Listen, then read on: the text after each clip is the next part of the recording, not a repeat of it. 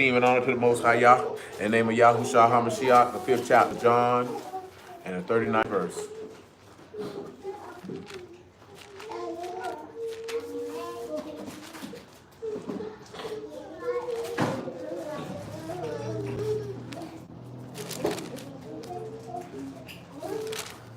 Search the scriptures, for in them you think you have eternal life, and they are they which testify of me. And you will not come to me that you might have life. I receive not honor from men, but I know you, that you have not the love of Elohim in you. I come in my Abba's name, and you receive me not. If another shall come in his own name, him you will receive. How can you believe which receive honor one of another, and seek not the honor that comes from Elohim only? Do not think that I will accuse you to Abba. There is one that accused you, even Moses, in who you trust. Well, had you believed Moses, you would have believed me, for he wrote of me. But if you believe not his writings, how shall you believe my words? Or you need to watch them niggas with them crumbs they drop unless you planning on vacuuming and sweeping. Ecclesiastes chapter 12.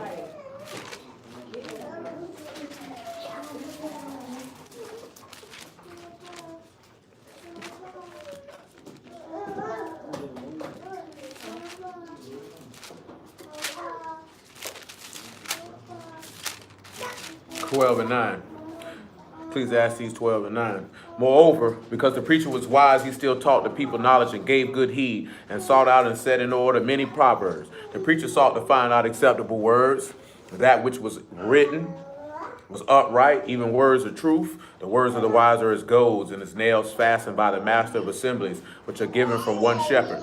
And further by these, my son, be admonished of making many books. There is no end, and much study is weariness of the flesh. So I was going to do Ezekiel 27, but then I changed my mind. Luke chapter 10 and verse 1.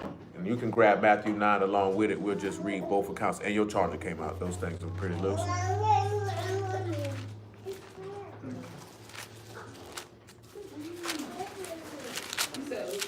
Ten and 1. And then Matthew 9 and 35.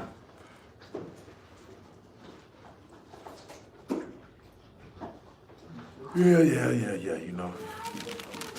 I think I mentioned this the other day, but if I did not mention it again, I think I did though. No, you got so many people teaching the word. So if so many people teaching the word, then that means Hamashiach would be lying here. Or the people who teaching the word are not commissioned to do so. Luke 10 and 1. After these things, the Lord appointed other 70 also, and sent them 2 by 2 before his face, and into every city and place whither he himself would come. Therefore he said unto them, the harvest truly is great, but the laborers are few. Pray you therefore the Lord of the harvest, that he would send forth laborers into his harvest. Now see, now I'm going to keep on going with some of the stuff that he added on with that. Go your ways, behold, I send you forth as lamb among wolves. Now let's pause before I go any further. And we just talked about this not too long ago. Why would he say that he would send you forth as lambs amongst wolves? What would be the point of him making this statement? Does anybody have any idea what the point of him saying, I'm sending you amongst as lambs amongst wolves? Yeah, several, to be honest. Sit down. Why is the serpent the harmless dove? That's pretty much the same thing. He just his word is different because it's the same conversation, but this one here got different verbiage. Because what you said, that's what he said in Matthew. I thought you asked for a verse. No, I mean there's a verse of where I'm talking about like contextually where you would understand and know why he's telling them to be wise as serpents, as harmless as doves, but more specifically why he said I'm sending you as lambs amongst wolves. Matter of fact, while you stewing on that, come to Matthew chapter 7. Maybe this will help you out a little bit. 7 and 13. Isaiah where? I just remember the scripture in Isaiah said the lamb will lie down. Oh no, them real animals he talking about. Yeah, them real animals he talking about. He say, enter you at the straight gate, for wide is the gate and broad is the way that lead to destruction, and many there be which go thereat. Because straight is the gate and narrow is the way which lead unto life, and few there be that find it. Beware of false prophets which come to you in sheep's clothing, but inwardly they are ravening wolves. Now this ties to something else where he says this clear as day. That goes along with why he say I'm sending you as lambs amongst wolves.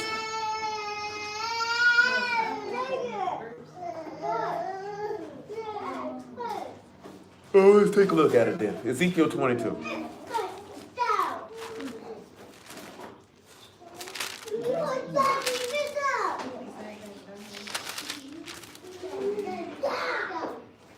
Ezekiel chapter 22. I'll pick it up at verse 17. Ezekiel 22 and 17. And the word of Yahuwah came unto me, saying, Son of man, the house of Yasharal is to become to me dross. They are brass and tin and iron and lead in the midst of a furnace. They are even the dross of silver. Therefore, thus saith Yahuwah Elohim, because you are all become dross, behold, I will gather you in the midst of Jerusalem, as they gather silver and brass and iron and lead and tin into the midst of a furnace, and to blow upon it, to melt it. So I will gather you in my anger, in my fury, and I will leave you there and melt you. So clearly he's telling you he's finna execute some fierce wrath. But let's continue. Yea, I will gather you and blow upon you in the fire of my wrath, and you shall be melted in the midst thereof.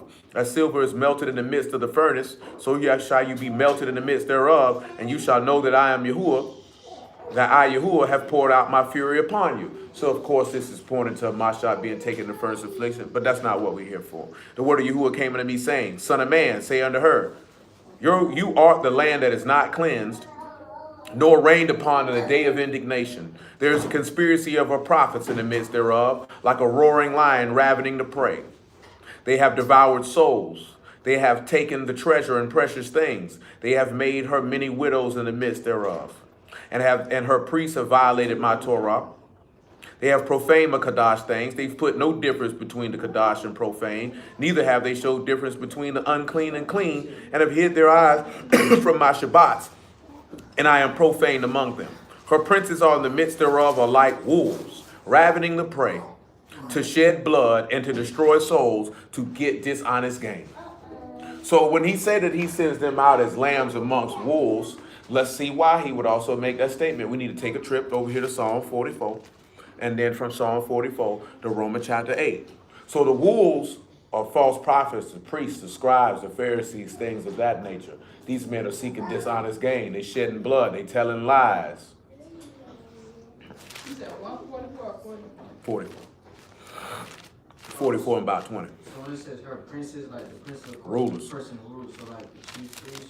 Yeah, the rulers.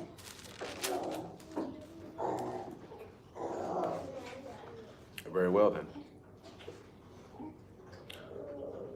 Psalms 44 and 20. If we have forgot the name of our Elohim, or stretched out our hands to a strange Elohim, shall not Elohim search this out? For he knows the secrets of the heart. Yea, for thy sake we are killed all the day long. We are counted as sheep for the slaughter.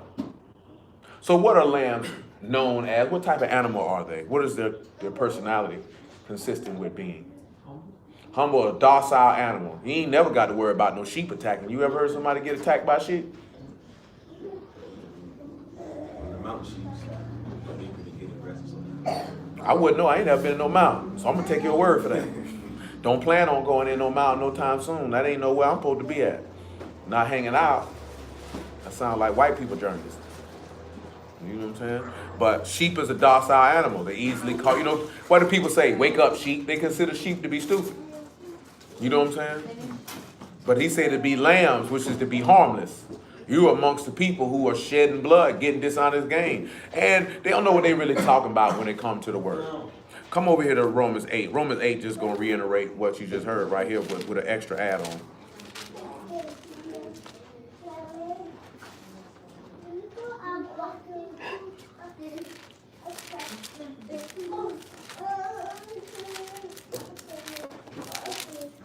Romans 8, about verse 34.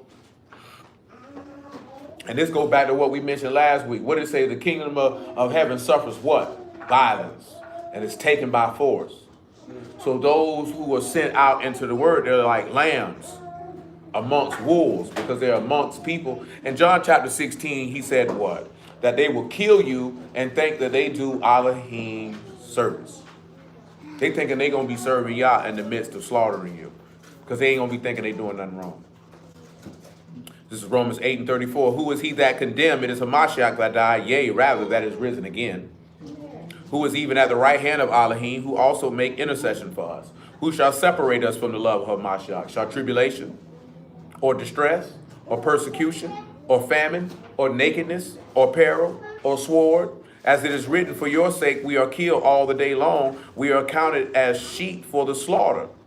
Nay, in all these things we are more than conquerors through him that loved us. So let's come back over here to Luke 10, right? Knowing that you sent forth, when he actually sent you forth to preach the word, your life literally would be in danger. Because remember, who are you going to? See, hold on. Let's think about this here. And we've talked about this before numerous times. When the prophets got slaughtered, with the exception of Jezebel and a few others, who slaughtered them? They own people. So I'm sending you, who are the wolves? See, the wolves ain't the nations. The wolves are the leaders and the rulers amongst Yasharal, who when you come preaching what you preaching, they gonna hate you, and they gonna, let's just get John chapter 16, and they gonna want to do this to you. 16:1.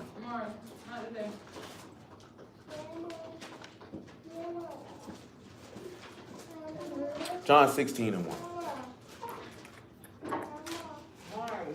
These things have I spoken unto you, that you should not be offended. They shall put you out of the synagogues. Yea, the time come that whosoever kill you will think that he do Elohim service. And these things will they do unto you, because they have not known Abba or me. See, now I go back to what we were talking about last night, again reiterating the fact that he said, my people are what? Destroyed for a lack of knowledge, because they reject knowledge. So because they reject Mashiach, they are going to kill you because they don't know him. Now see, this is going to tie into another point we discussed. I told you last night, I did told Trad this earlier. There's a difference between seeking Yah and reading the word and studying the word. Most people studying the word. When you see studying in the book, he talking about people who preach the word. They supposed to study because they would have already saw it, read it, heard it, learned it, obeyed it. So they studying to make sure they skills sharp, so it's manifested that Yah sent them. Regular people ain't got no business studying. They supposed to be seeking and reading and doing. You know what I'm saying? Because when you studying, you niggas who study the word, they studying the word. Look what I learned, man. But you ain't studied the word like we read in Romans 2 last week. So you studied the word and you didn't learn not to commit adultery. You didn't learn not to commit sacrilege. You didn't learn not to steal. So you wasn't studying the word for the fact that you wanted to believe in Yah. You were studying the word so you could use it as a weapon, or to show yourself to be intellectually or spiritually superior to some people who you felt like were inferior to you, because your self-esteem and your self-worth is that low that you needed to weaponize the word. Niggas like your man Musha. Musha an individual like that. He studied the word to weaponize it. Dead serious. I'm talking about based off his actions. No cracking, no jokes, not being funny, just based off his actions. And that really was manifested clearly when he decided he didn't want to believe in Mashiach with his behavior. You know what I'm saying? His behavior showed you weren't seeking Yah's face. You were studying because you wanted, look what I know.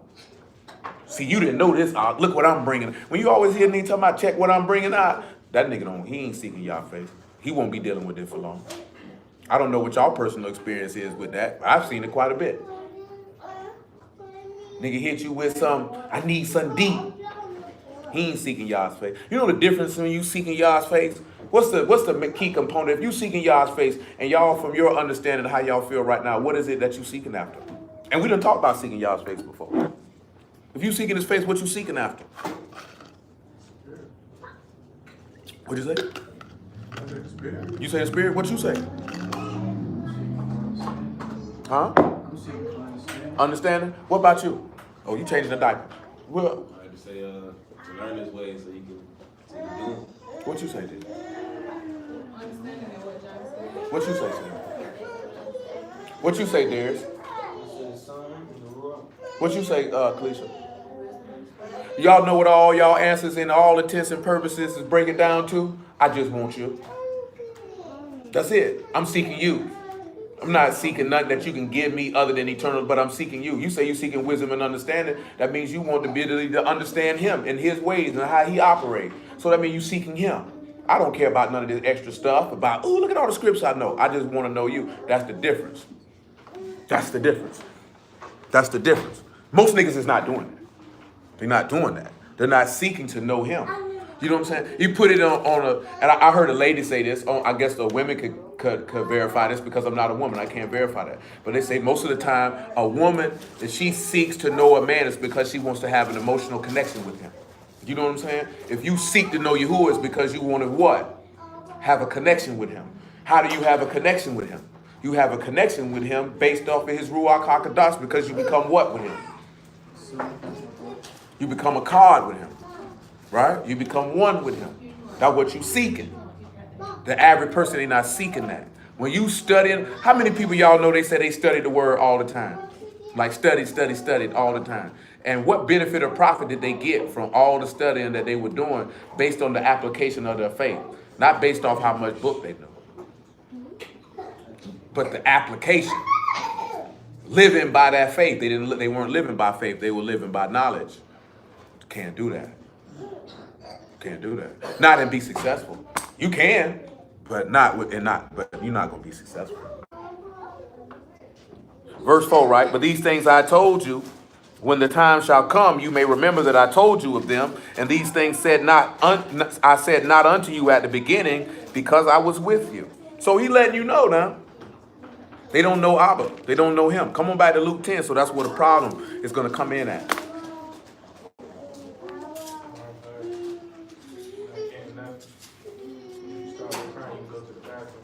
We're in verse 3 of Luke chapter 10, so now we're in verse 4.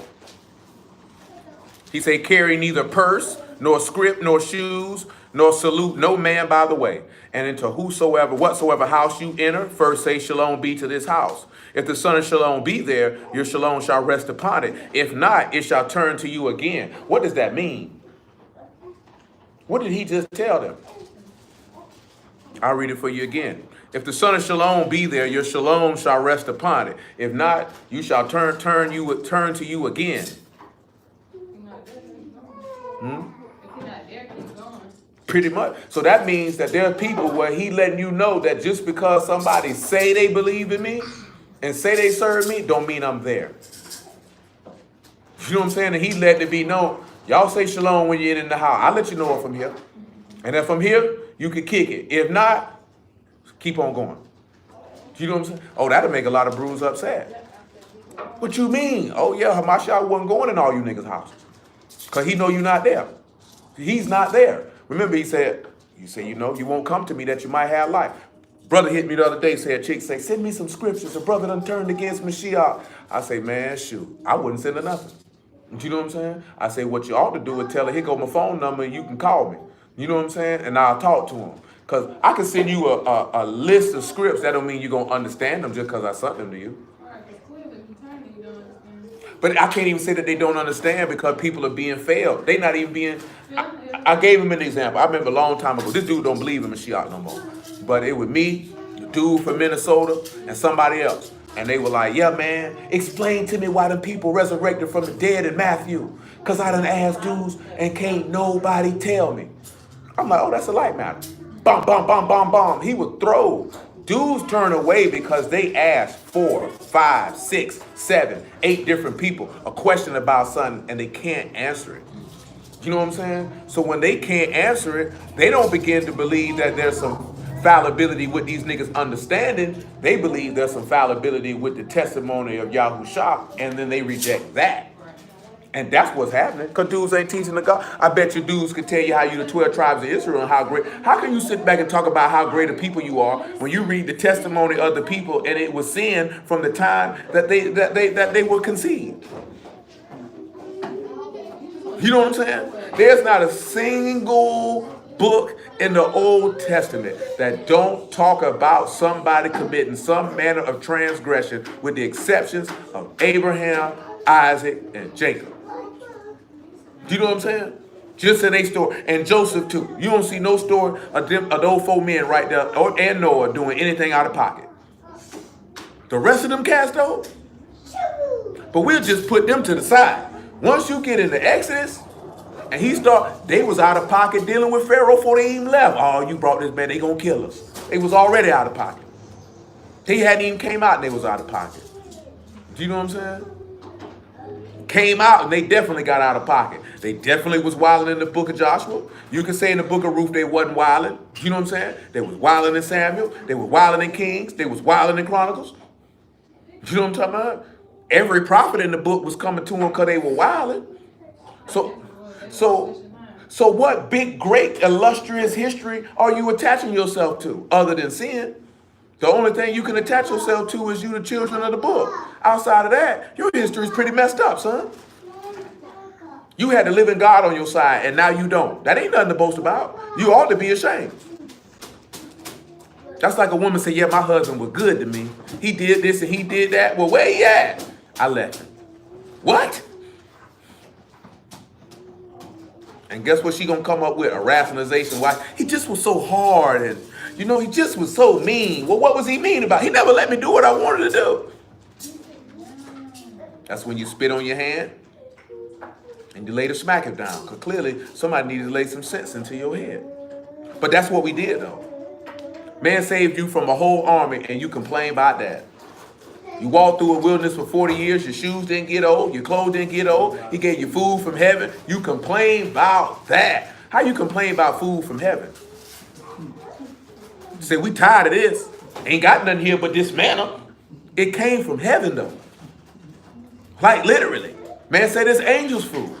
You complain about that. Could you imagine sitting there and be like, Daddy, I'm hungry. Well, shoot, I got some angel food for you. What? From heaven? For real? Yeah, I got it. Take it. They complain about flesh. You seen what happened to them. What happened to them when they complained about that flesh? He gave them some quails, and what happened after that? Killed them niggas while they were eating it. He told them he'd give them so much quails, it would come up out there, throw it up. Said it'd come out your nostrils. You no good, ungrateful bastard. You know what I'm saying? Everybody who tried to come kill you, he killed them. Wasn't never satisfied. That ain't nothing. When you really sit back and look at it, that's why we looked at that last night. If you're gonna glory in the Lord. Because don't glory in being Israel, because you're gonna be all it's gonna take is somebody to open up the book. So you the people who had the Sodomites in the land that he had to kill. So you the descendants of the people who was knocking on that man's door talking about let me know her. Let me know him. You know what I'm saying? You the descendants of the people who he said all you had to do was keep the Sabbath and you couldn't do that. You killed all your prophets who were sent to you. You did worse than the nations he told you not to. That ain't nothing to be proud of. But you know when they get proud? We the people. But that's going to get, I'm leading that to Sunday. So just bear with me. Verse 7, right? And the same house remain eating and drinking such things as they give. For the laborer is worthy of his hire. Go not from house to house. Why do you think he's telling them don't go to house to house? Don't try to exploit these people and get everything you could get if I'm resting in that place and I'm sending you there. Because these boys was out in the street doing their thing. And whatsoever city you enter and they receive you, eat such things as they set before you. Heal the sick that are therein and say unto them, the kingdom of Elohim is near to you. But into whatsoever city you enter and they receive you not, go your way out into the streets, and of the same say, even the very dust of your city which cleave on us, we do wipe off against you. Notwithstanding, be sure of this, that the kingdom of Elohim is come near unto you. Don't be sitting there begging them. That's what I was talking about. You don't beg nobody to listen to you. You definitely don't beg nobody to be with you. Y'all not finna beg you. Oh, shoot, just know. Good man came by here. You turned it down. I'ma holler at you. You know what I'm saying? Remember we looked at last night in Luke 11, right? Most people have never been truly valued in their entire life. Most people probably never experienced love in their entire life. So when they experience it, it terrifies them. That's why people run from Yah. Yah actually values you and is going to treat you in a particular way and hold you in a particular place. Anybody who's of him, irregardless of what it is, they're going to look at you in the same way. You know what I'm saying? They're going to love you in the same fashion. We're not used to being loved. So you run from that. And you'll cleave to someone who don't care nothing about you and think that you can get them to love you. You know what I'm saying? Don't work that way. That's only because we've been mistreated. And you never seen somebody who didn't have an ulterior motive for doing something for you. They did it because they wanted to. Didn't want nothing in return. You know what I'm saying? Shoot, sadly, in this society, most women ain't even used to being approached to a man who don't just want sex from you. That's not his number one objective for approaching you. Most women not used to that. You know what I'm saying? That's why and at the same token, it's a little different. That's why I seen a woman talking about this the other day, like when you trying to be overly respectful for a woman should be disgusted. Be like, nah, I'm good. Because you seem weak. It's not the fact you respecting her, you just seem weak because it's your approach. The approach is different. You know what I'm saying? Y'all come with an approach of love and respect, but he not going to make himself weak and imparting that love and respect to you. You know what I'm saying? I want you to have it now.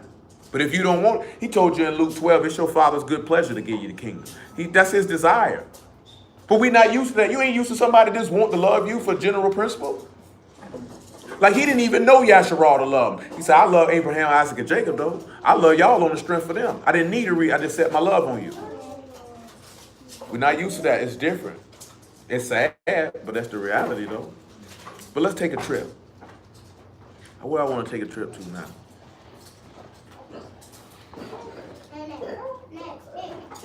He walked in here like it was the first day of school. That's how he was looking. I don't know these people. Right. Who are you? Over here, Christian. Well, that's where I want to take this to, man. It was something I just was looking at. It escaped my mind. But matter of fact, let me do this. Let me just go ahead and do it right now. Matthew chapter 7, verse 19. I'll get all my other stuff in a minute. I'll go backwards with it.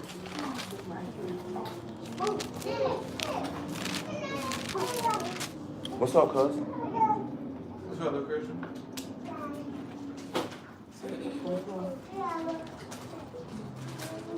We'll pick this up at 7 and 16. That's what A bag. No, don't be truculent. It's not gonna end well for you. And 16. You shall know them by their fruits. Do men gather grapes or thorns or figs or thistles? Even so, every good tree brings forth good fruit, but a corrupt tree brings forth evil fruit. A good tree cannot bring forth evil fruit, neither can a corrupt tree bring forth good fruit. Every tree that bring not forth good fruit is hewn down and cast into the fire. I know I said I was going to grab Matthew 9. I'll get it in a second. Wherefore by their fruits you shall know them. Not every one that say unto me, Lord, Lord, shall enter into the kingdom of Shamahim, but either do the will of my Abba, which is in Shamahim. Many will say to me in that day, Lord, Lord, have we not prophesied in your name? Have in your name cast out devils, and in your name done many wonderful works. Then I will profess unto them, I never knew you. Depart from me, ye that work iniquity. Now, that last statement, I never knew you. Who can explain to me scripturally what that means?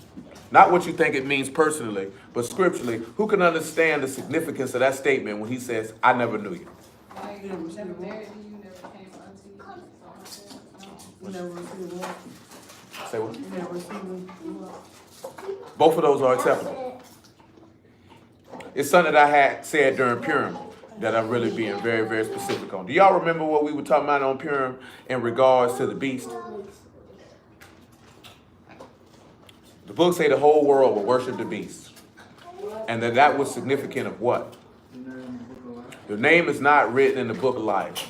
So if I don't know you, goes into what? Because to be married unto him, that means you got to be called by my name. To be called by my name, you got to have a ruach. To have a ruach, your name got to be in my ledger. So when you looking at it, it's a lot of brews that he going to look them in the face and tell them, I don't know you. Now I want you to look at something, right? Hold what you got. Well, we don't need this here, but you can hold Matthew chapter 9. Matter of fact, we don't need Matthew chapter 9 because there's no need to be redundant. Let's take ourselves to Exodus chapter 32.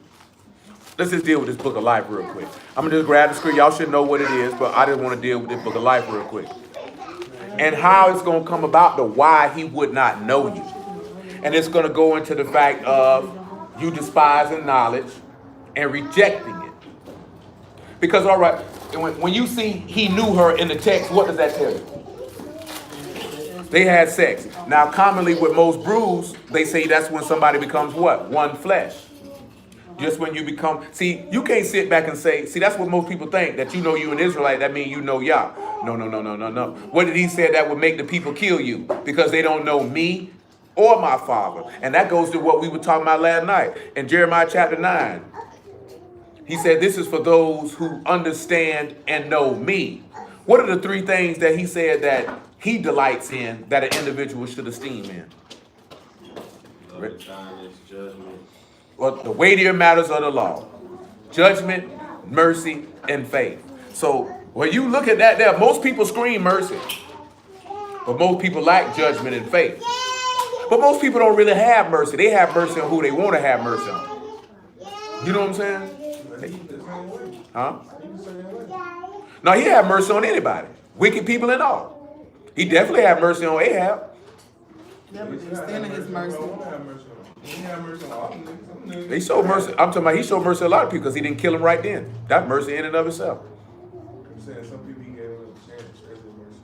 No, when he's saying mercy, like when he said, I send rain on the just and the unjust, he showed mercy to everybody. So you mean the extending his mercy is different? Yeah.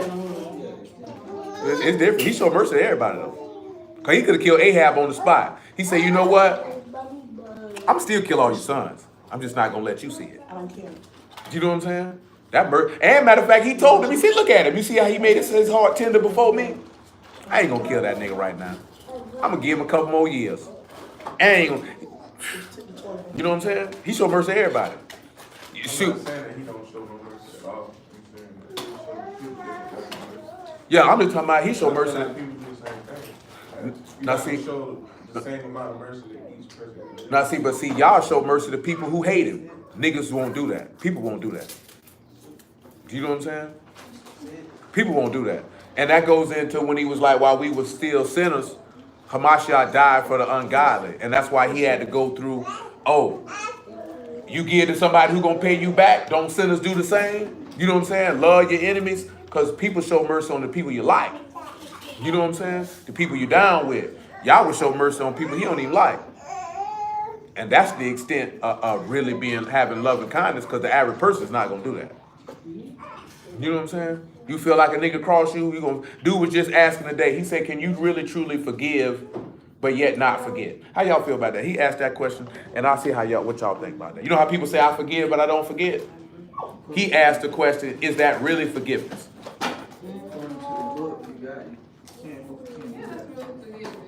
You ain't gonna forget me, then you know their ways, you know what type of person they are, you know how they pull the last schemes. I ain't gonna forget. That's what I told him, and he understood that. But then there's instances, let's just use the extreme and tie it with the script. Yasharal cheated on y'all. Most people tell you if your spouse cheat on you, you either got to forgive him and leave that alone. Because if you keep bringing it up, it's going to make it worse. Now, y'all say when he forgive you, he blot out your transgressions with a thick cloud, and they never mention to you again. It's just certain people in cross me. I don't even think about it no more, but it's certain people. It depends on who it is. But see, I was told him what he said, like, I say, are you talking about reconciliation or are you talking about forgiveness? Because if you're going to reconcile, you got to forget. You know what I'm saying? But if you're not planning on reconciling, then you forgive them. I go about my life. I told him, I say, it's people, hey, I don't fool with them. Ain't no beef or nothing like that. You know, you were forgiven for you did what you did. I just don't mess with you, though. But if you said, boy, I'm starving, or I need this, or I need that, I ain't going to be like, F you. You know what I'm saying? I ain't doing nothing for you. Because y'all wouldn't do that. We done seen y'all show mercy on his enemies. You know what I'm saying? We seen David show mercy on Saul. Saul was definitely his sworn enemy. That's when your mercy get extended and tested, when somebody is committing evil against you and you can still remain merciful towards them even in the midst of that. That's the test of your faith, because every person not going to do that, and understandably so. You know what I'm saying? I'm not saying that I would look at somebody crazy, but when you know the word, it's a different standard for us. But yeah, if a nigga kept crossing you, you probably not going to be willing to show them no mercy. You going to be like, shoot, I caught that nigga slipping. You going to be like this. I'm going to cut his head off. You're going to be just like what they were telling David. Man, kill that nigga. He right there, kill him. He said, nah, I ain't going to kill him. I'm going to just cut off his shirt real quick and show him what I could have did. But the average person, what you would have did? You'd have caught your enemy down bad. You'd have shot him right in his head. Bum, bum. And wouldn't have felt nothing about it. And nobody would have looked at you and felt you was wrong. But in y'all's eyesight, that was an opportunity for you to show mercy, and you declined. Remember what he told you, the Apostle James told you that mercy rejoices against judgment. And he who shows mercy will get mercy showed unto him. That's why that's a weightier matter of the law, because that takes more spiritual fortitude and grounded in your faith for you to do that. And it shows that you would be a man after his own heart, because you will operate how he operates. It's not easy. You think it was probably easy for this man to show mercy on people who were telling him, kiss my butt?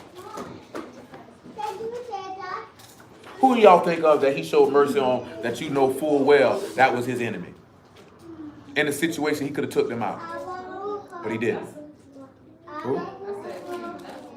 Yes, he definitely did. Because Manasseh definitely was an enemy. Nebuchadnezzar, he definitely did as well. He definitely was an enemy. Broke Nebuchadnezzar down where he said, hey, boy, y'all the real deal. Y'all better work. You better check for him. You know what I'm saying? Didn't at all. At all. He would have been justified of taking him out right then and there on the spot, and nobody would have thought nothing of it.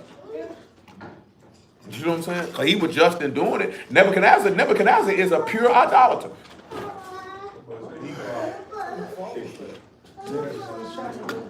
Literally. But that's what we're talking about when you're talking about heavier matter, because he extended mercy to someone who did not deserve it. You know what I'm saying? And that goes back to what he did for us. He extended mercy to you, and you did not deserve it. But see, dudes don't like to have that. People like to show mercy to the people that they like. You know what I'm saying? Now, what Brandon was trying to go into last night was like, feeding the homeless. You got a lot of people. It's different now because, now you got bank cards. You don't have cash on you. You know what I'm saying? See, back in the days, you had cash, so you walk past them, you'll be like, dang, I ain't even got nothing for you. But you'd be lying. You know what I'm saying? Now, for the most part, people ain't lying. You know what I'm saying? I try to keep cash on me for that said cause, when possible. You know what I'm talking about? And for real, though, because some people walk past them people and see what they got going on and can care less. Come on, Pop. No, other way. Other way.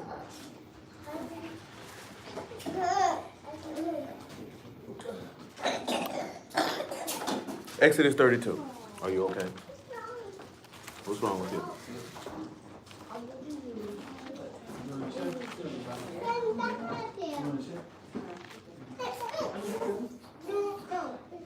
Exodus 32 and 29.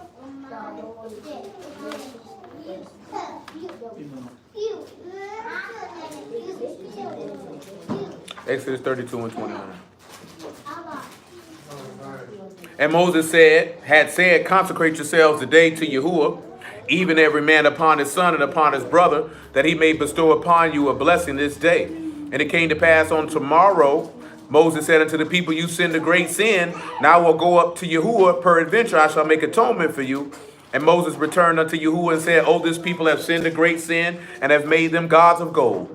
Yet now if you will forgive their sin, and if not, blot me, I pray you, out of your book, which you have written.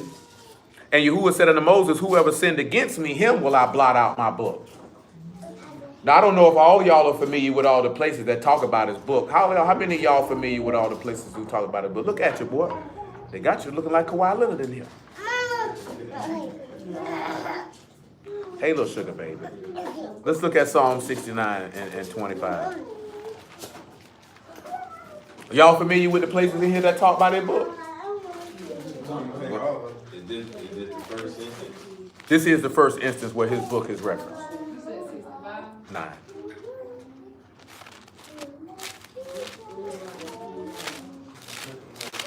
We'll get all of them, most high willing. It ain't that many places. Yeah, we're gonna go around that too.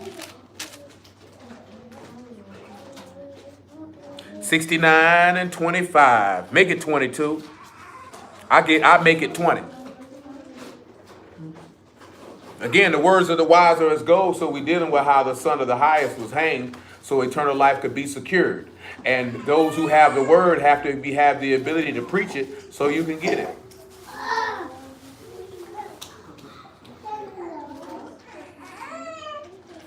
Psalm 69 and 19. You have known my reproach and my shame and my dishonor. My adversaries are all before you. So what was the reproach of Amashiach? What did they reproach him for? What did they dishonor him for? Because reproach and dishonor is redundant, to be honest. Saying he was the son of Elohim, right? What was his shame? Remember what he said in Nahum? He'll lift up your skirt so your shame could be seen. So what is his shame? His shame, him being naked, his shame was your sin. He ain't had no shame. He wore your shame. Your shame became his shame. Remember what? Well, that's Rebecca. Say, let that curse be on me. Say, reproach have broken my heart, and I'm full of heaviness, and I looked for some to take pity, but there was none, and for comforters, but I found none. Now, what is that in the text? Say, reproach have broken my heart, I'm full of heaviness, I looked for some pity, ain't find none, and for a comforter, and there wasn't none. No, not. You gotta go. When he went to pray in the garden, he looked around, all them niggas was asleep. You know what I'm saying? Remember what he said? I'm exceedingly sorrowful, even unto death. He said, y'all couldn't watch me for an hour. They were around there asleep. He said they gave me also gall for meat, and in my thirst they gave me vinegar to drink. Let their table become a snare before them, and that which should have been their welfare, let it become a trap. See, that's Isaiah 8. This nigga got fun dip. Yeah, we do. Trying to figure out how to eat it. Like, You don't know how to eat fun yeah, dip? but it's not a broken I just read this like pause before I did it. So I mean, how you buy fun dip don't know how to devour? Yeah, but I know I was man, reading sit the there. bar. It said lick a stick. No, pause. I like candy. Huh? Make you feel like you're in movies. Make you feel like that movie? What? That was Saturday. What? We went to Dollar Tree for wings, you feel me? Oh, that's your memory. This is a Understand? movie. He's saying those were treats that they used to take to the Oh, movies. actually, not these, but okay. No, that was his treat. Yeah, you take a whole dinner plates. You're right, and I really do. And we do. And we do. And still there. Get popcorn. Why popcorn if you done brought a 4-course meal? I just feel like it's necessary to go get popcorn. Very well. You know what he's telling you, right? In Isaiah chapter 8, how he told you Hamashiach would be a gin, a snare, and a trap for everybody in Jerusalem, and they would fall back and be broken because of him. So what's supposed to be for your benefit ends up being a trap. And that's why he's going to come up and tell you, I don't know you, cuz. Let their eyes be darkened that they see not. Make their loins continually shake. Pour out your indignation upon them, and let your wrathful anger take hold of them. Let their habitation be desolate. Let none dwell in their tents. For they persecute him whom you have smitten, and they talk grief of those whom you have wounded. Well, we know what that is. That's pretty plain. Add iniquity unto their iniquity, and let not them come into your righteousness. Let them be blotted out of the book of the living, and let them not be written with the righteous. Now let's take a look at something, right? These are people who persecute the righteous people. The same thing you seen in John 16. So we see two things that'll get you blotted out this man's book. One, you just sinning, period. And now two, we see what it is. It's persecuting the righteous. He said, add sin to sin. Blot them out. Don't let them be written amongst the righteous. So if you're written amongst the righteous, i.e. you written amongst the faithful, those are the people who are going to be written in this book. That's why you see the people worshiping the beast. That's why their names are not there. Like I told you, when that goes down and you see people doing that, and if Yah allows you to catch the thought, then you would know my name is written in this book because I'm not worshiping this man. See, that's a heavy thing. Most High willing you alive when that happens and you realize that, hey, I'm not worshiping the beast, nor take the mark of his number or his name. That when you know your name written in heaven. So you know what that should cause you to do? Place your feet even harder in the ground and not be moved. Nigga, I'm finna be saved. Like, dead serious though. If you know the word, you gonna know that. Like, nigga, I'm going to heaven. Literally, I'm going. Because if you not worshiping the beast, you're going. If you're worshiping the beast, you're going to hell. There's no ifs, ands, or buts about that. And he was pretty clear with that. You know what I'm saying? Ain't no wiggle room with that. Well, baby, I still got a chance to slip. Probably not. Probably not. Your place very well may be stamped. There's a strong 99.9%, because there's always a chance. It's a strong 99.9% likelihood that you're entering into the kingdom of heaven. Because if not, you would have been what? Deceived? That's God. That's you said. You better work. You ain't gonna worship him? I'm telling. Shoot, I'm gonna tell your mammy, tell your grandpappy. Shoot, write a telegram. Shoot. Get on the payphone. You know, I seen the payphone the other day. They still exist. It was working. Yeah, it worked. Payphone. Shoot, nigga was on it. Payphone I done used many times in my youth. That junk was still there. I thought they got rid of all of them. Guess what? I could believe it and say, no, you niggas gonna use it. Payphone. When I first got out of prison, that's all I had. You couldn't talk. You couldn't call me. I had to call you, and I'm calling you from a payphone. So if you seen the number you ain't know, you better probably answer because it's probably me. Am I lying, little boy? Am I lying? No, I ain't had no cell phone. I call you from a payphone.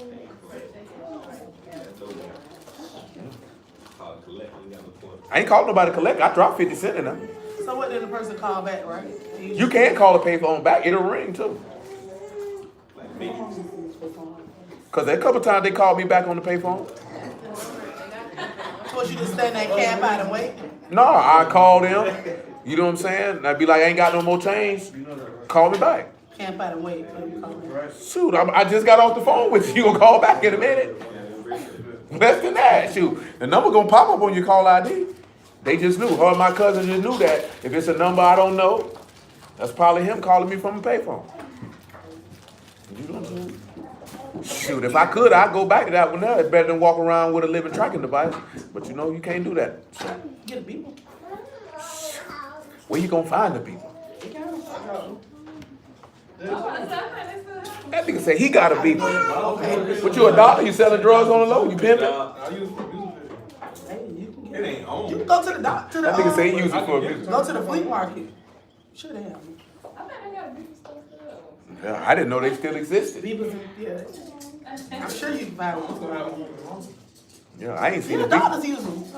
No, doctors got cell Who phones. using the hospital? Oh, in the hospital, that probably some try. I ain't seen a beep in years. They have beavers too, though. They have beavers.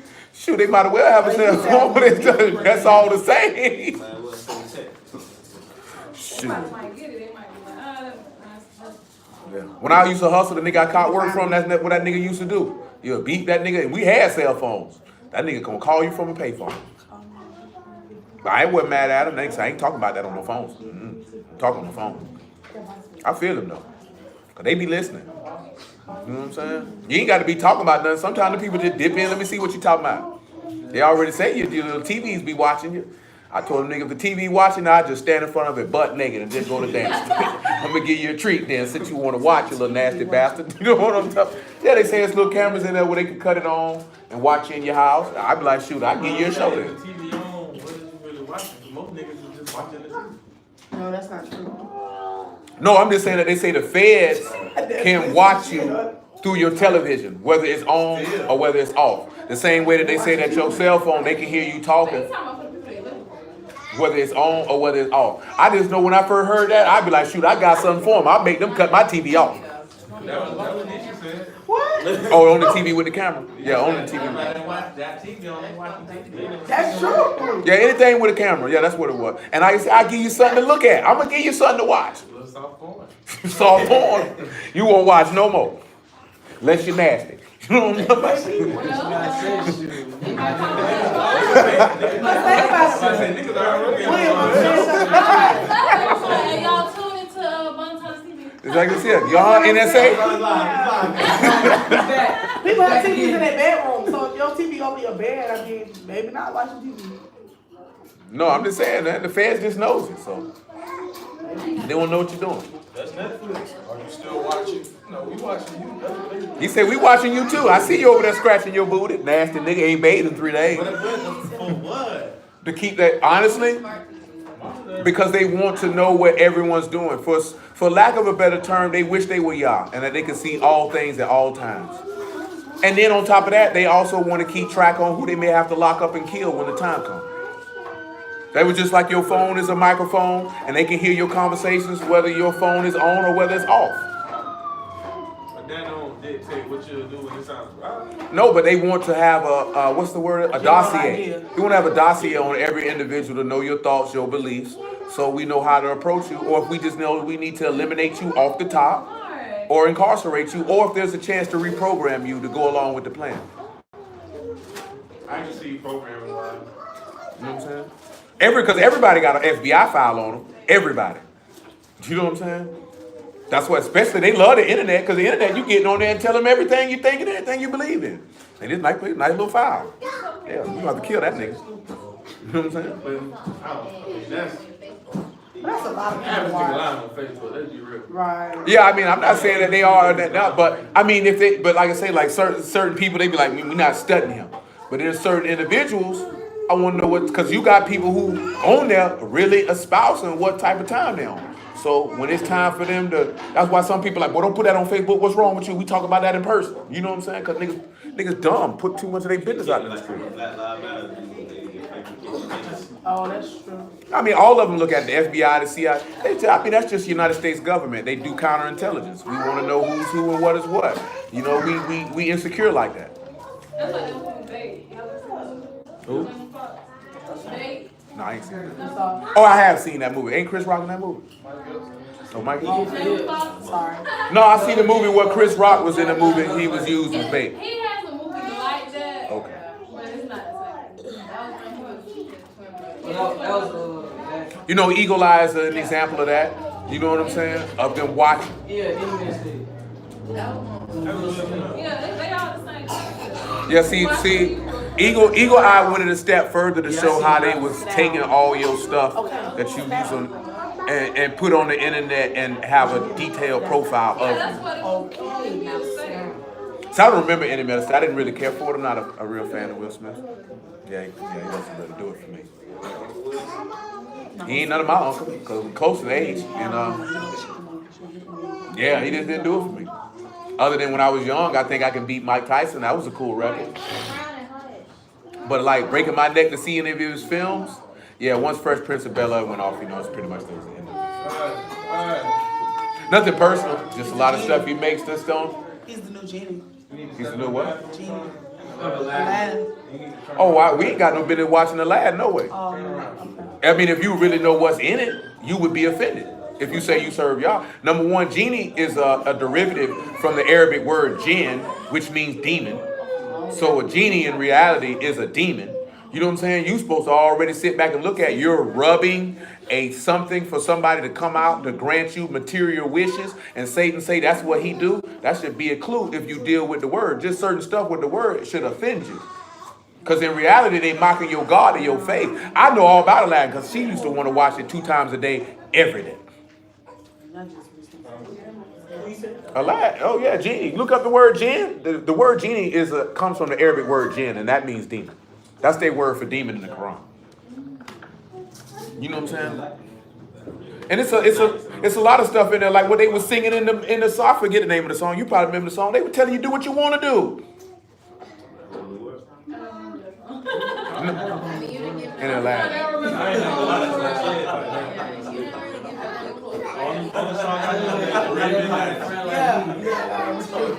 That's the one. You never had a friend. Yeah, he's talking about. That's the one. Do what you wanna. Get down with Satan. Roll with me, baby. Only song I remember. Only song I remember is Arabian Nights. That was. It was about. It's about. That nigga know it.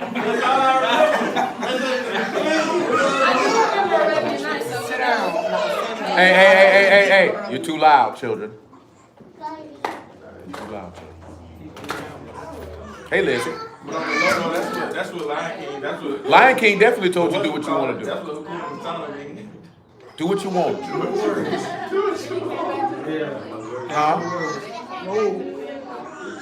But regardless of what, they trying to put a concept into your mind subliminally to be a bucker and to follow their like that's not talking about the subliminal messages in the movie. That's pretty overt. It's just don't think about the consequences of your actions. At all. That's what it's saying. Be impulsive. Don't worry. That all worked out. Be happy. At this point, I happy, feel like yeah. every movie has something in them.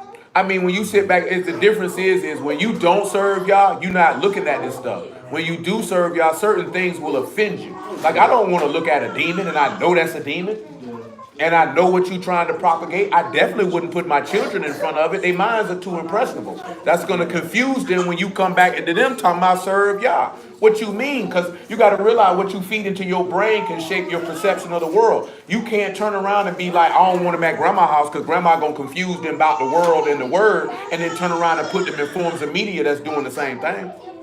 You might as well took them to grandma's house in. They don't have the capability to make the difference between that as you may have of looking at something like, man, these crackers wicked. They have the ability, you have the ability to make that difference. He does not. You know what I'm saying? She does not. So that's no different than like when they was in school and they would come to talk about Halloween and Valentine's Day. They can't make the difference between the two. All they do is see their peers doing it, and then of course they're gonna want to participate. You know what I'm saying? So you have to be really, what's the word I'm looking for? You have to be really discriminatory about what type of media you allow them to consume. And don't look at it because you watched the lad when you were little and you get nostalgic about it. Because remember, you thought as a child, you wasn't when you was a child, you thought like one. And you understood like one. You supposed to be an adult, so you shouldn't be getting nostalgic about no goddamn Lion King at the end of the day. Yeah. It's damn, they telling you to hate your... Who? That threw y'all this.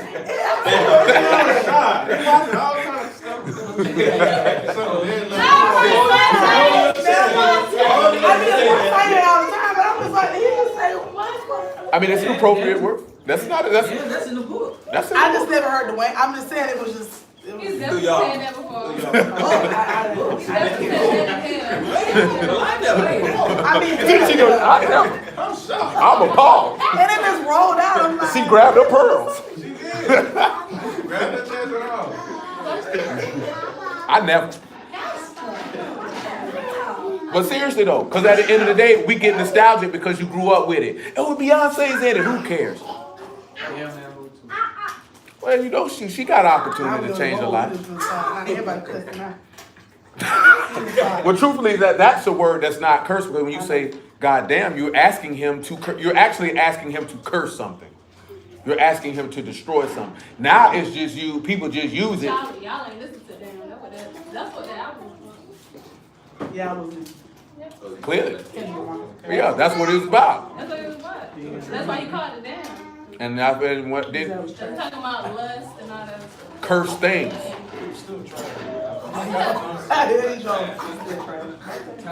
not talking about if it was trash, I'm talking about the Hey, bud. Hey, buddy.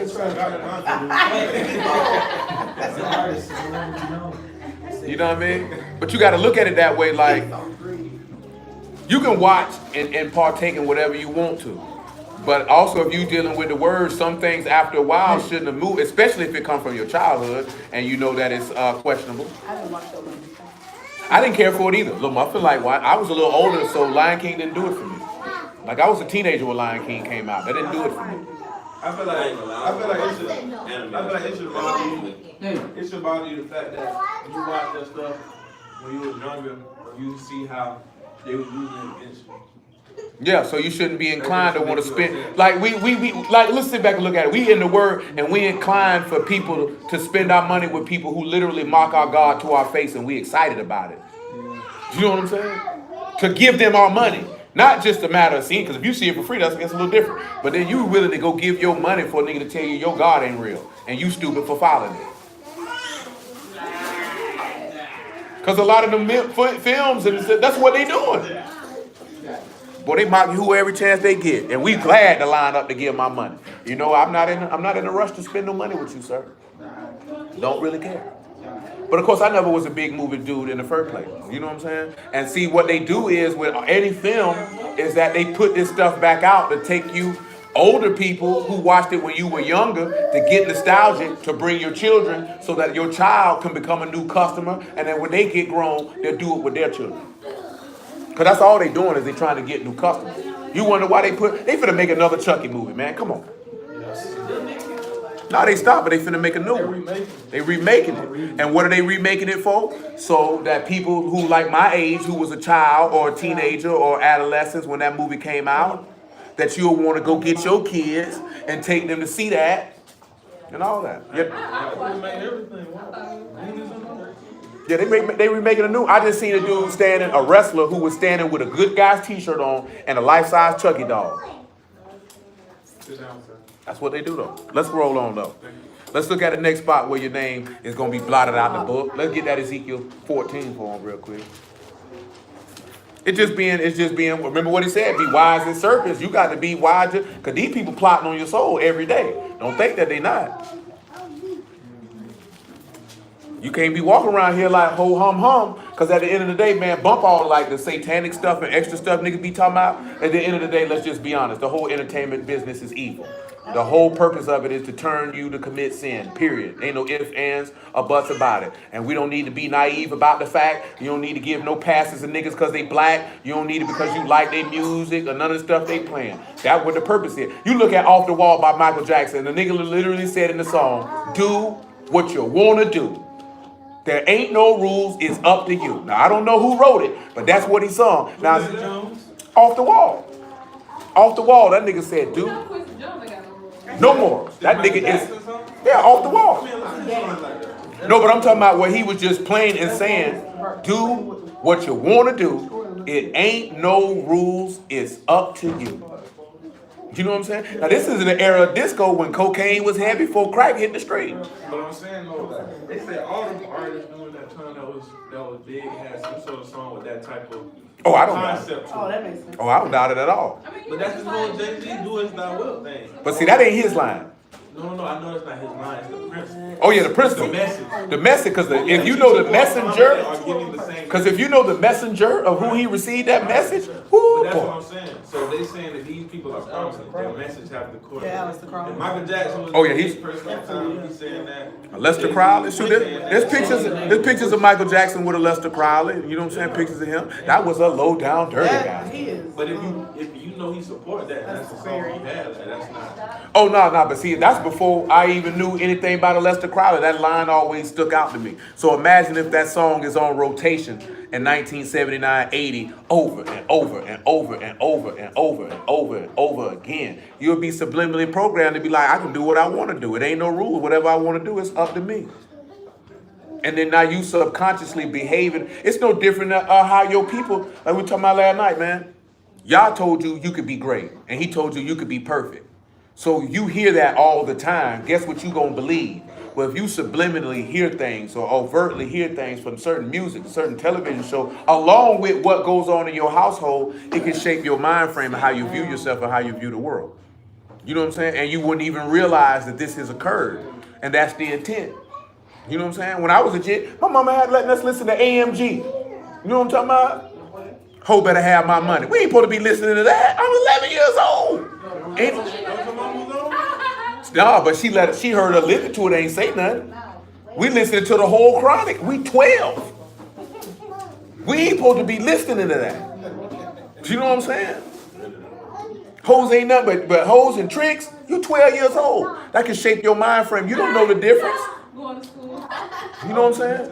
And you singing along and you repeating it over and over again. And that junk could have been done shit. Look how fast them kids pick up them little. Why you think they put them songs on these kids' TV show? Simple.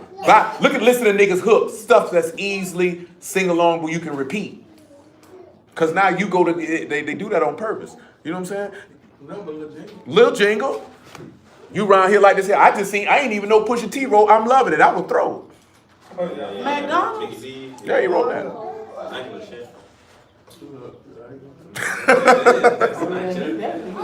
I would throw I it. didn't know it was the whole song. Whole song. He wrote that. Well, you know how much money you can make at advertising jingles? Like Jamie Foxx Jingle 2000. Yeah, see, straight up, you can make a lot of money. Right marketing firm, you can make a lot of money. Oh, yeah. Nah, I peeped that when I was in. I was thinking like it's real little companies like that. And they And all programming they you. do is like it's a lot. Programming Yeah, you. they sit there and they make a catchy. It's the same way like this here, right? A child can pick out a McDonald's arches and never been in there before a day in their life.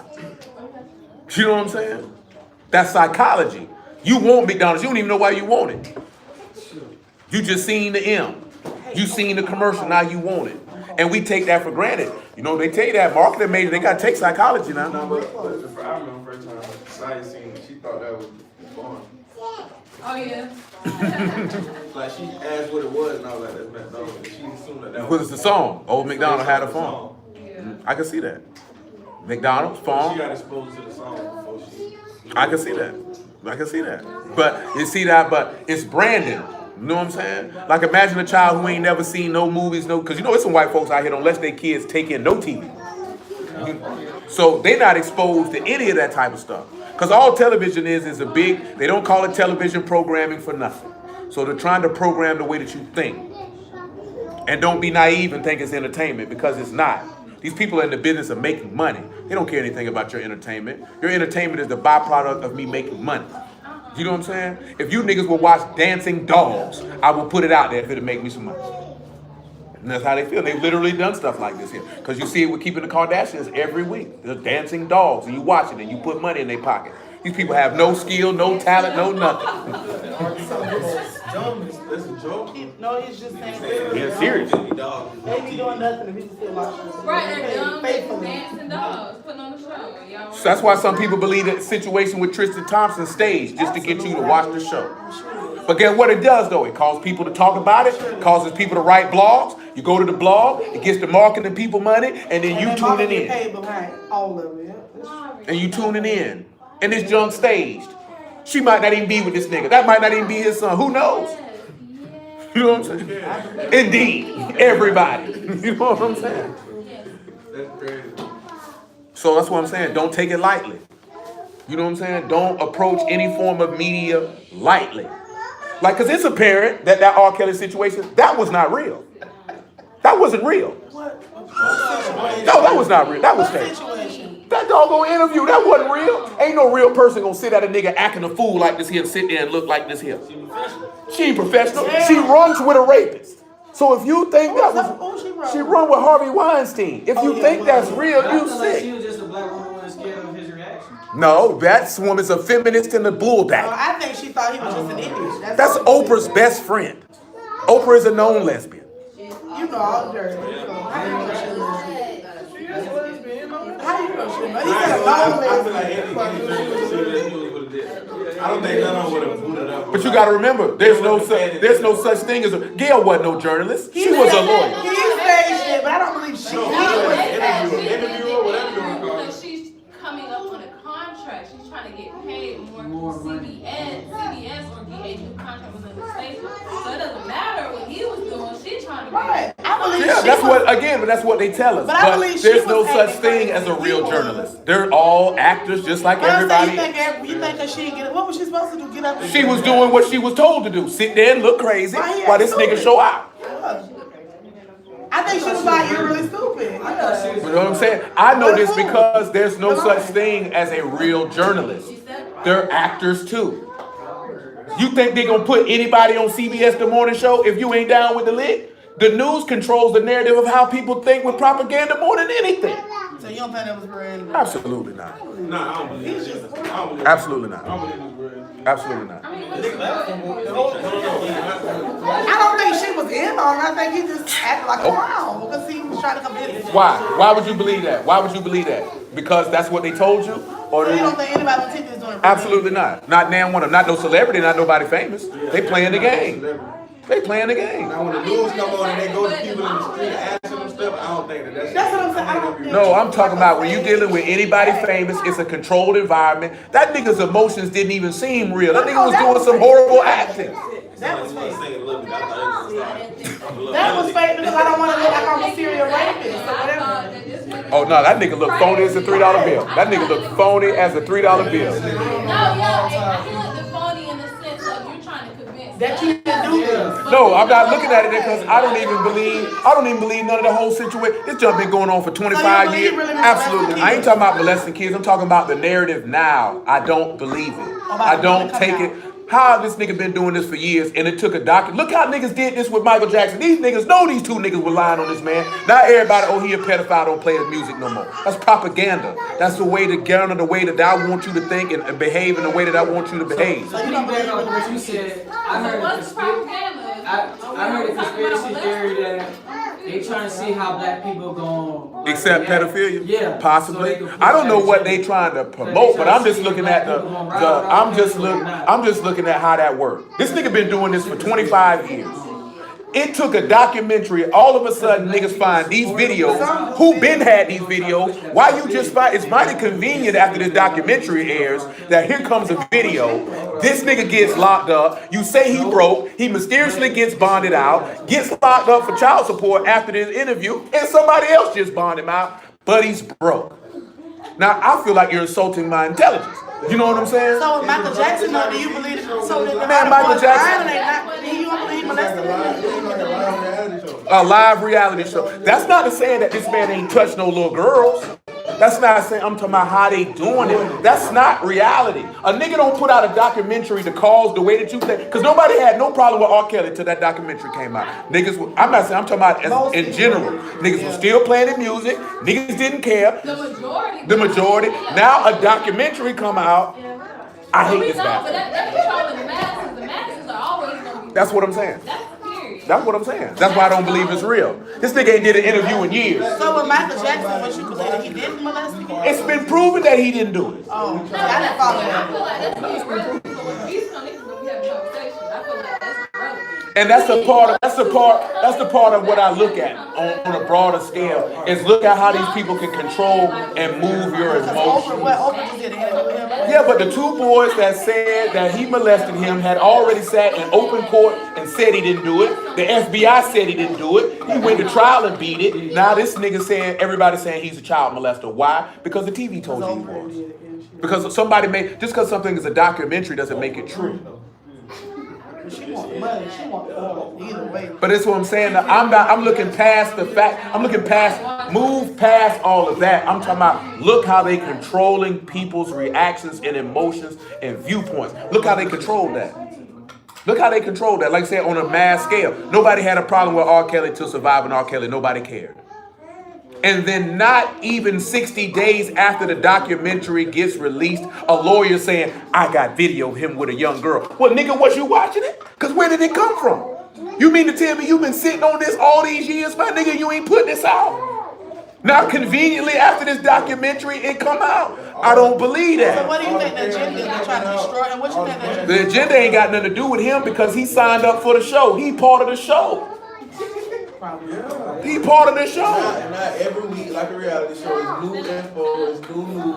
So he was like basically he said he's gonna take down all. Crocodile was a faggot. He gonna take down what? He said he gonna take down all Hollywood. Cause he gonna put it out there what they got going on. Like when he see what R. Kelly he threw out the white dude from Game of Thrones that got caught touching on little boys. Game of Spades. Or House of whatever it is. I don't watch that crap. Kevin Spacey. Kevin Spacey. But before we get in, we gonna move on, right? R. Kelly said one thing. He told one bit of truth in that interview. That nigga say it's really girls being raped. It's really girls being human trafficked. It's really good because you know why he can say that? Because the people they affiliate with, he know they own that. So he looking at why y'all trying to mess with me. It's these people over here, but nigga use nothing. Yeah, look at these parents. His parents really looking for their kids. You got all these parents coming out. His parents really looking for kids that they don't know what. Who he knows, the people who he worked for are snatching. Yeah. You know what I'm saying? About, oh, my daughter over there, we need justice. That's what they say. Y'all watching it like it's a documentary. Like it's real. The reason That's that, just, to me, that is a piece of entertainment. Like, look, Duval said, when niggas talking about this, that, and the third in Atlanta during Super Bowl, nigga, you need to be watching your kids, because that's what somebody had to tell. Did you tell your daughter to watch the documentary? No, I told her, nigga, you need to watch out for the people that's going to try to snatch you. because they snatching. Real. This is real. They snatching and grabbing. And guess what? The people who snatching and grabbing are the people who sign R. Kelly paychecks. Yeah, that's not. That's what Kevin's But that's basically not. talking about. That's I what mean, he was saying. for him, like, he's an entertainer, and just like any entertainer in that era at his age, you get just like James Brown did. Nigga, I'm just gonna control you. I control your money. I control everything you want. Absolutely. So, and like I say, right, I'm not saying that I don't think that he's had inappropriate relations with teenage girls, because he's been quite clear that he's quite. I mean, but shoot, I grew up with niggas who did it, and y'all went to school with niggas who did it. You know what I'm saying? And 16, 17-year-olds that giving out that blood, literally. It's niggas when we was in school, like they couldn't get a girlfriend because all of them were dating grown men. You know what I'm saying? So we know amongst our people, this is normal operation. You know what I'm saying? You know what I'm saying? Niggas would really, really be pissed if it was 6, 7, 8-year-old girls. Most niggas don't want to talk about what R. Kelly doing because they was the 27-year-old nigga with the 15-year-old. You was the 15-year-old with the 27-year-old nigga. And then you know what the worst part is? Well, Elvis Presley did it, so basically what we saying, if they can sleep with young girls, we can too. I don't care what Elvis Presley did, that's white people problems. You know what I'm saying? I don't care what Hugh Hefner did, that's white people problems. At least Harvey Weinstein did with grown women. You know what I'm saying? He wasn't messing with children, but guess what? What's the Harvey Weinstein case at? You know how hard it is to prove a rape charge? That's how you know niggas watch too much TV. The court system ain't law and order, man. The niggas not going to jail in an hour. It don't work that way. You know what I'm saying? It really depends on the state. Yeah, it don't work that way. His wife and kids last year, that nigga already in jail. He played out, had to. He couldn't have went to trial. He went to trial, he just told. Well, that means he waived his speedy trial rights, because ain't no nigga with a murder case waiving no speedy trial. See, they got to take you to trial in 6 months. If they don't take you to trial in 6 months, they either got to take you to trial or let you go. So, Hey, I don't know I don't think it was. If you get locked up for murder for 30 days and they don't find out, yeah, that's true. the case, they let them go. They let him go. And that's why they say when they went to Houston after Katrina, they thought that that's what was going on in Texas, and they told them, this ain't Louisiana, sir. You ain't going nowhere. Real talk. Wait, what? In New Orleans, they have a ordinance to where they can only hold them for like 30 days for a body, and then it's something they got to do, and if they don't do it, they let them go. So when, after Katrina, when they went to Houston and Atlanta and everywhere they were going and they were murking, they thought the same law applied where they were at. And the police was like, when we were locking them up, and they were like, y'all got to let me go in 30 days. It don't make no difference. And they said they would just wait till the 30 days came and say, buddy, this ain't New Orleans. You ain't going nowhere. And slide. You know what I'm saying? Because the laws is different from state to state. But that's a federal thing. Like, they got to take you to trial in 6 months. Speedy trial rights. They just can't hold. That's to keep them from locking you up and just holding you in there till they feel like taking you to trial. That's what they say. So then you can waive your speedy trial rights, and that's how people end up being incarcerated for 3, 4, and 5. They're not supposed to hold you for longer than 5 years. After 5 years, they're supposed to take you to trial. I've been locked up with dudes who was in the county jail for 4 years for a body, 3 years for a body. You know what I'm saying? I'd rather get a life sentence than stay in the Duval County Jail for 5 years. Because you might as well have one. You know what I'm talking about? That's hell on earth times 7. Nevertheless, Ezekiel 14. 14 and 8. Well, 14 and 7. It's an ugly world out here, man. Like I say, right? We have to watch that because they be playing. I feel like anything that comes through the television stream with any celebrity or any person of notoriety is not real. I feel if it's a staged event for propaganda purposes. That's not saying that the person has not done what's said that they're doing. But because it's too controlled. I know these people just don't put anything out there like that. Presented, they just don't do that. We already know that. CBS don't do that. Fox don't do that. ABC don't do that. Them people control the narrative because it's television programming. They're not just putting stuff out there just to put stuff out there. That's why you don't see too many interviews from too many people on major platforms. You know what I'm saying? He didn't do an interview like he did on BET. Ain't too many people see that interview he did with that skinny homosexual nigga back in the day. Nigga gonna see you on CBS Good Morning though. You don't see that. This nigga ain't never decided to do an interview in years, and you decide to do CBS Good Morning less than a week after you get out of jail. Yeah, that was like. No one is a major platform is gonna be out. Come on, man. So you try to talk to Gail? Gail King? This Oprah homegirl. Yeah. You wouldn't even know who Gail King was if it wasn't for Oprah. She's only on CBS Good Morning because of Oprah. Yeah, that's a lesbian friend. Everyone knows she's gay. Stedman's just there just to keep up appearances. What opinion? That nigga. I still don't know how that nigga look. I could walk by that nigga. I just know the name. He just the check. Big tall red nigga. He got bread I though. thought he was dark. Now you're a red I nigga. thought he was dark. He's a lawyer. He's a lawyer. Of course He you gonna probably get got a bread. role, too. They said A male she's supposed to be carpet munching with Diane Sawyer. You know, people went to pulling all stuff out about that Michael Jackson documentary. Niggas was hot. But I'm telling you, that go to show how we put too much stock in celebrities, because celebrities have become your god. But that's what the dude was saying on the documentary. I mean, on the interview, because I did watch the old interview, and he was just saying like that's how he seen him, so it was easy for him to go ahead and do that. You tell that like how LeBron James told Michael Jordan. That's what he said. He was like, I seen him as God, so God actually. That's horrible. And God said, That's what it sounded like. then shoot. That's horrible. That's horrible. It's horrible though. You look at these people as gods, and again, right? And that's still dealing with the word, because look how easy it's gonna be for you to go for the beast when he say he God, because how you viewing and black people love celebrities. You love athletes and entertainers. You know what I'm saying? And if it's an athlete or entertainer you like, you don't want to believe that it's possible that they could do anything, because you wouldn't believe y'all could commit no sin. Bill Cosby would never do that. I just heard Bootsy say, man, Michael Jackson was blowing in the little boy booty. How you know?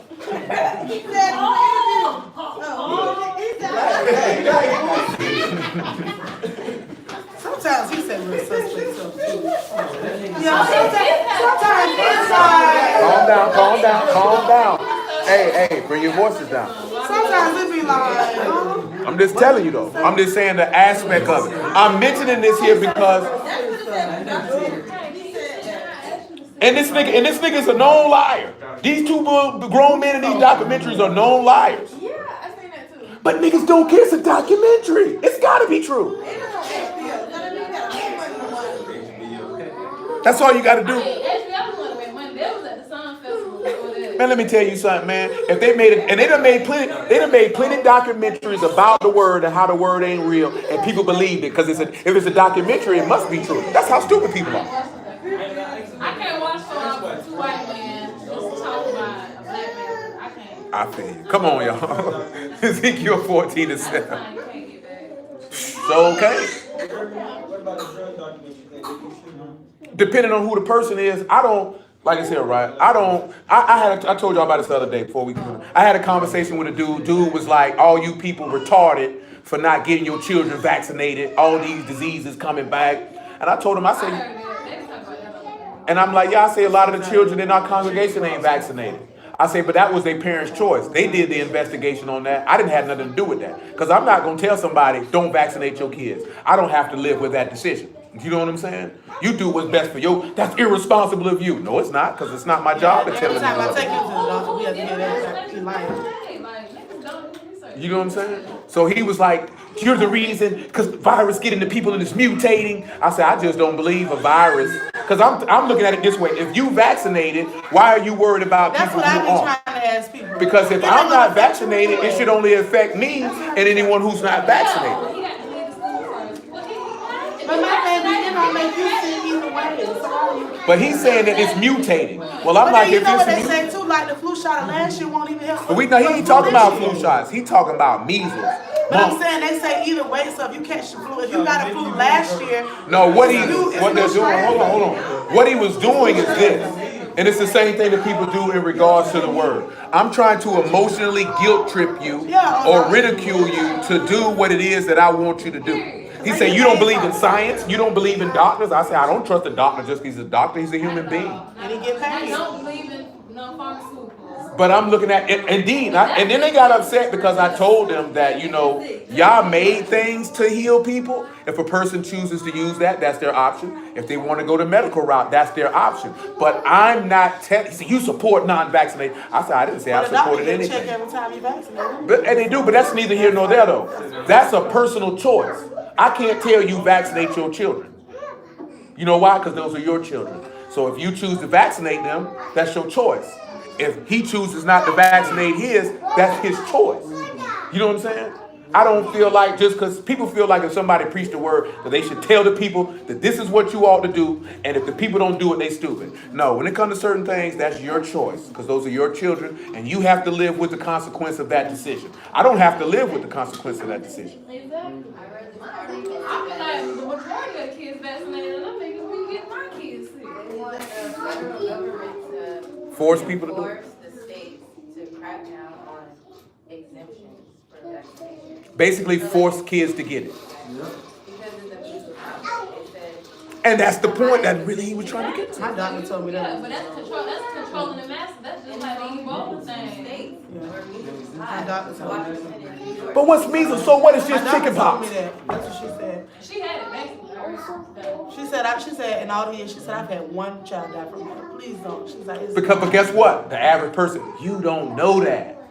Really, it's not about the measles. I want to force you to get shot up with whatever I want to shoot you up with, and I want to convince a group of people that you're dangerous to them so that you can agree to do what it is that I want you to do. And that's what I'm saying with R. Kelly or any to the, that's what they're doing. They're crafting a narrative to cause you to think in the way that they want you to think. Whether it's movies, whether it's music, I don't care what it is. If it comes from Hollywood, it's questionable. If it comes through your TV screen, it's questionable. And if you're an adult and your discernment is up, that's fine. But they ain't got no discernment. So you have to be discriminatory in what you let them look at. Mara ain't got no discernment. All Mara want to know is, what you doing? I know. He don't know. He's a baby. Leah's 6 years old. She might have that much discernment on certain matters. But at the end of the day, she's a child. You know what I'm saying? And then we have to look at all the stuff you had to unlearn from all the things you consume. Why would you put them through that? If you knew all the stuff you had to shed from your childhood because it brought back good memories. I love Nutty Professor. Yeah, but in the end, this nigga was a whore. And a nigga with low self-esteem and effeminate when he fat, and then cross-dressing. But I'm just talking about the main character, Clump. Fat, low self-esteem. If I lose all this weight, then all the women will love me, and he was an arrogant douchebag. You know what I'm saying? And then after that, now this nigga cross-dressing. You know what I'm talking about? And making mockery of many different things. Yeah, when you didn't know no better, it was hilarious. When you know better, it's funny, but it's just not as funny. It is only funny for comedic timing, depending on what it is. It's not funny. It ain't funny though. But you know why? Because when you were a child, you thought and understood and spake as a child. When you become a man, you notice and realize, you know what? That don't do it for me If anymore. you dissect each character individually doing all that stuff, that's not funny at all. It's actually sad because it's perpetuating racial stereotypes with black people. And then it's real people that feel like that. And as you get older, you run into people that you see that's similar to those characters. And that's their real life. Come on, man. What's the other movie that nigga played a woman for the whole movie? Come on, man. Norbit. That nigga played Norbit. Big, fat, black, loud woman. I thought I was funny too.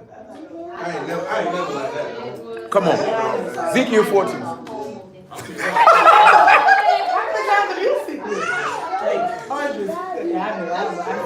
Ezekiel 14:7. I need to get some of this stuff in here so we can get out of here, man. She said, I know.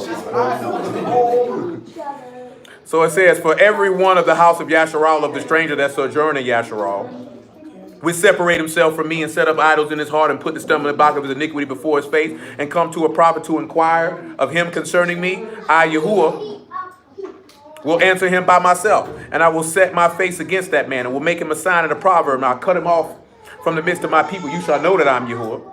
And if the prophet be deceived when he have spoken a thing, I, Yahuwah, have deceived that prophet. I will stretch out my hand upon him and will destroy him from the midst of my people, Yasharal.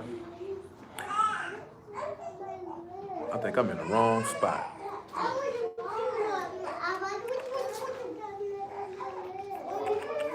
It says, I think it's 13 that I want. Yeah, it's 13. Ezekiel 13. My apologies. 13 and 6. 13 and 5. But actually 13 and 3. We'll start at 1 because I want you to get the whole play of what he's trying to express. And the word of Yahuwah came unto me, saying, Son of man, prophecy against the prophets of Yasharal that prophecy, and say unto them, they prophesy out of their own hearts. Hear the word of Yahuwah. Remember, he sent you as lambs amongst wolves. Remember, they are ravening wolves from Ezekiel 22, seeking of who they could devour, dishonest gain, shedding blood. Remember, he told you to pray ye to the Lord of the harvest to send laborers into his harvest, for the harvest is plentiful, but the laborers are few. You don't think it was a lot of priests back then? It was false prophet back then too. But the ones who were of Yahuwah were small in number. You feel like it was more back then? What, more false prophet? Oh, without question. Me too. I was thinking so. The text let you know that. It was it was more false priests than right priests, and it was more false prophets than real prophets. Way more. Because remember, he said they were. I'm talking about, do you think it was more false prophets in general than it is now? Oh no, it's more now just because you have other nations picking up the book. So you got more now because you got other nationalities laying claim that they service a God and can speak for him. The only reason I was thinking about it is like how every Levite, quote unquote, is supposed to preach the word. Yeah, see, now you got Asian churches, Latino churches, Indian churches, Filipino churches. You know what I'm saying? Before you even get to Caucasian churches of people who ain't got no business picking up their word, talking about it. Before you even factor how many false Hebrew teachers it is. See, the difference why it wouldn't be more then is because all them wasn't dealing with it. It was just us for the most part. You know what I'm saying? But now, everybody got, everybody got a Bible in their house now, lying. I'm a prophet of God. I'm walking in my calling. Ain't nobody called you to do nothing. Your mama called you to come wash the dishes. You ain't came and did that yet. He said, oh, thus saith Yahuwah Elohim, woe unto the foolish prophets that follow their own ruach and have seen nothing. O Yasharal, thy prophets are like the foxes in the desert. They have not gone up into the gaps, neither made a hedge for the house of Yasharal to stand in the battle in the day of Yahuwah. They have seen vanity and lying divination, saying, Yahuwah say, Yahuwah have not sent them. And they've made others to hope that they would confirm the word. You know what he said? He said, I ain't son them, right? Have you not seen a vain vision? Have you not spoken lying divination? Whereas you say, Yahuwah say, Alabit, I have not spoken. Thus saith Yahuwah Elohim, because you spoken vanity and seen lies. Therefore, behold, I am against you, saith Yahuwah Elohim. And my hand shall be upon the prophets that see vanity and that divine lies, and they shall not be in the assembly of my people. Neither shall they be written in the writing of the house of Yasharal. Neither shall they enter into the land of Yasharal. And you shall know that I am Yahuwah Elohim. That's why he said, we prophesied in your name. And he said, I don't know you, because I ain't sent you to do nothing. Now, another place where it talk about you being written in the book of life is Daniel chapter 12. Another place it talk about you being written in the book of life is Psalms 139, when he said, my remembrance were written in the book before it was even written. And of course, Malachi chapter 3, where he sit back and tell you what? A book of remembrance was written before Yahuwah for all those who feared him and thought upon his name. Now notice what he said right here, right? My hand gonna be on those who out here teaching lies. You know what I'm saying? Now the harvest is plentiful, but the laborers are few. So when we look at the word harvest, it's katsir, right? You can find it in Genesis 8:22 if you so choose. You have a kuf, a sod, a yard, and a rosh. So what would you ascertain you would be able to use from that with a kuf and a sod and a yard and a rosh? Sugar baby, what you doing? That's not for babies. No. So for kuf, I would probably say light or final. But what would you say for sod? What would you use for that, sir? You got an idea? I'll probably say the way. The way. So we can look at the final way. And yard and rosh, you ended with what?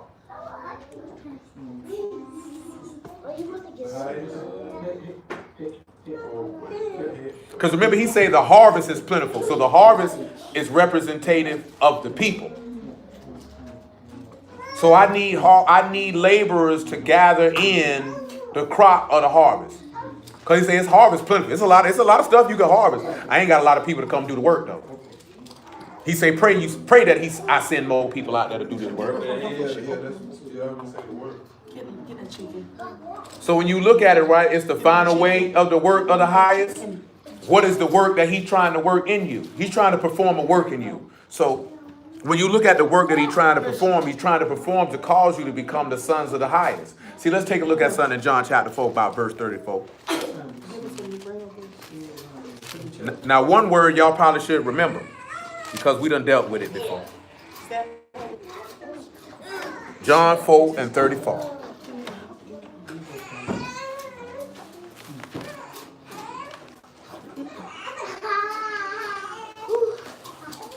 Cuz say y'all playing games with him. Feed me now.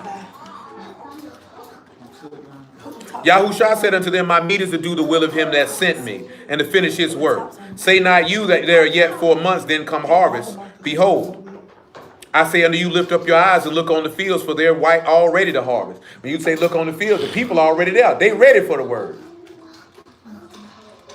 He that reap receive wages and gather fruit unto eternal life. Both that he that sow and he that reap may rejoice together. And hearing is the saying that true. One sow, another reap. I sent you to reap whereupon you bestowed no labor. Other men labored, and you enter into their labors. Who are these men who already labored?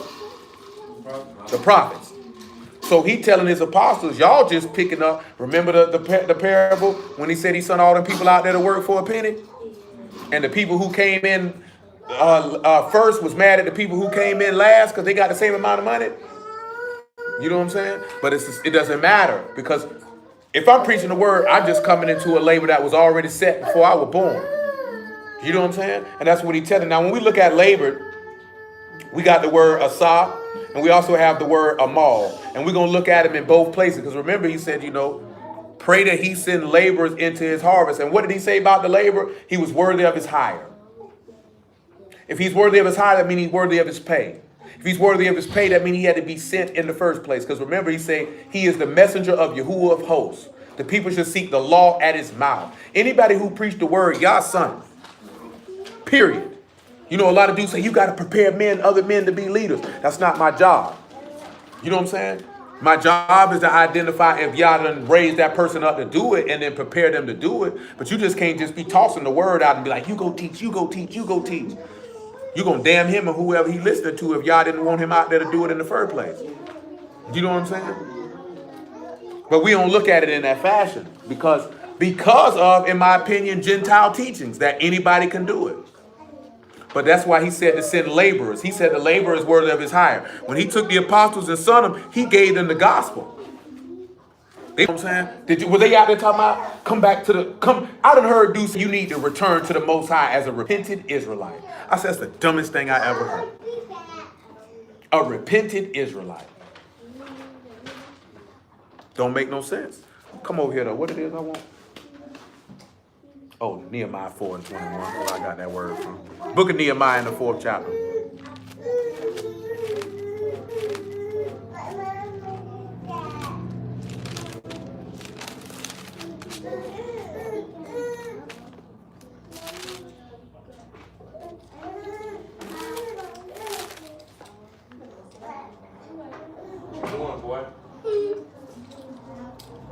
Oh, I think I wrote that down. That's Numbers 4 and 21, I believe. And if not, I'm going to move to another, what it is, because clearly I wrote that down wrong.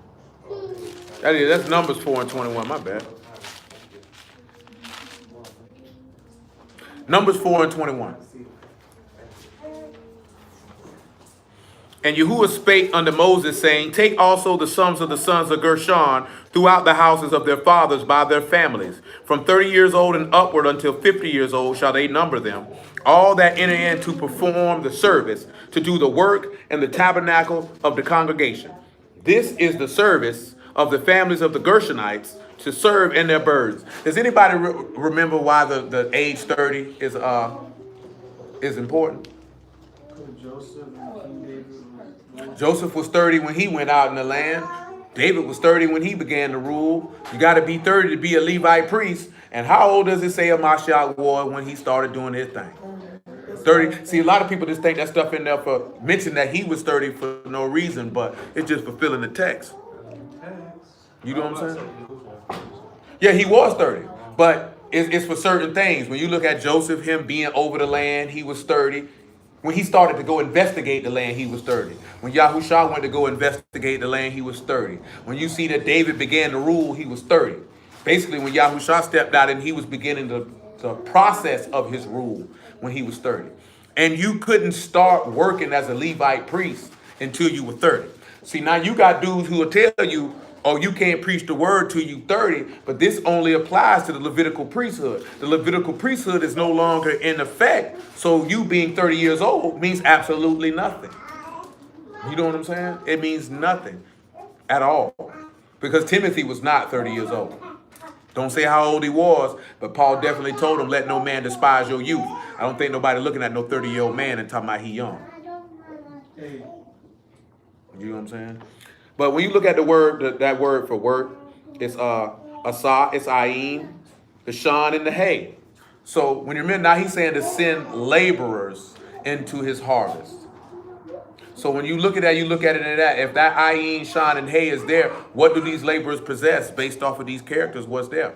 Because they supposed to be getting the people for the harvest, which is the final or the final way of the work of the highest, which is his final way is to turn you into the sons and daughters of Elohim.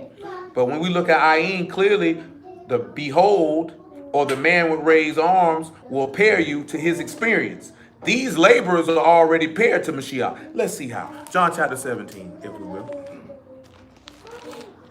And after that, 1 Corinthians chapter 4.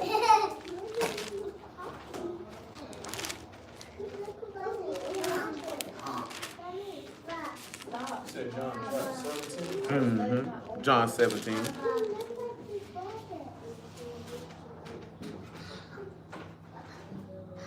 Seventeen and 6, I surmise for the moment.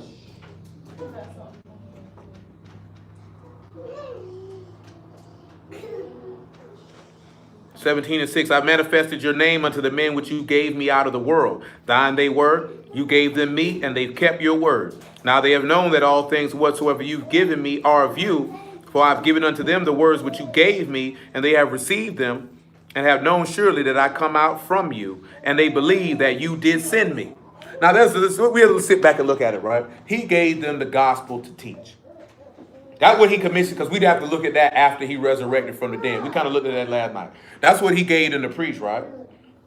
So remember in verse 22 or 21, he tells you how they are one in him. He's in them and they're in him, right? Remember in Hebrew chapter 2, it said, he that sanctifieth and he that sanctify all are one, for which cause he's not ashamed to call them brethren. So when you look at this here, when you see that the man with raised arms is pairing you to his experience or to know him, you cannot be a laborer of the word if you do not know the Son of the living Elohim. This takes it back to another reason why he told them people, depart from me, you work of iniquity. I never knew you. You know what I'm saying? Because you were not one of my, because remember what it said, we prophesied in your name. We cast out devils in your name. We did many great works in your name. No, you didn't. You did them in my name, but I don't know you because you were never paired to my experience. You never suffered, you never died, and you never heard the gospel and believed it. Because remember what it said about the preacher. He was wise. And what did he do? He sought out and set in order many proverbs. That means he collected these sentences and put them together and went and preached the gospel to the people that they might believe. And these niggas is not doing that. They're not doing that. So how does that benefit or profit you? It does not. Because guess what? The laborer, he's doing what? He's the man with raised arms has paired him to that experience so that he can get that harvest to show them the final work of the highest or the final work of the chief, which is to sacrifice themselves.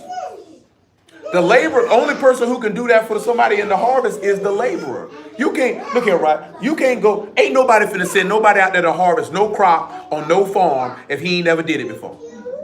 Because you're going to mess up the harvest. You're going to tear up the crops. You don't know what to do. You got to know what you're doing.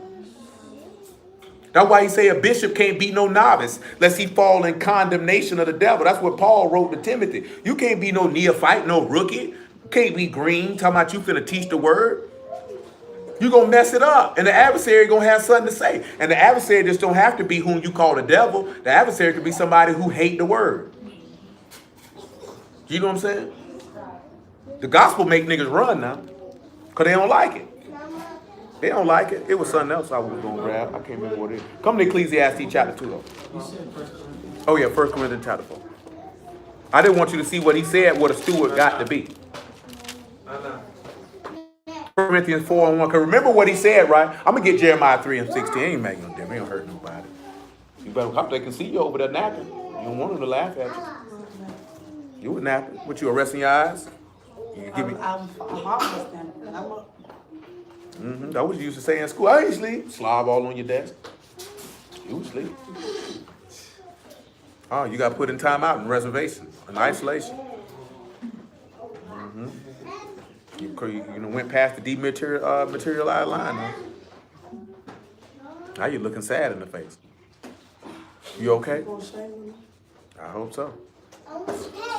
Let a man so account of us as ministers of Hamashiach and stewards of the mysteries of Elohim. Moreover, it is required in stewards that a man be found faithful.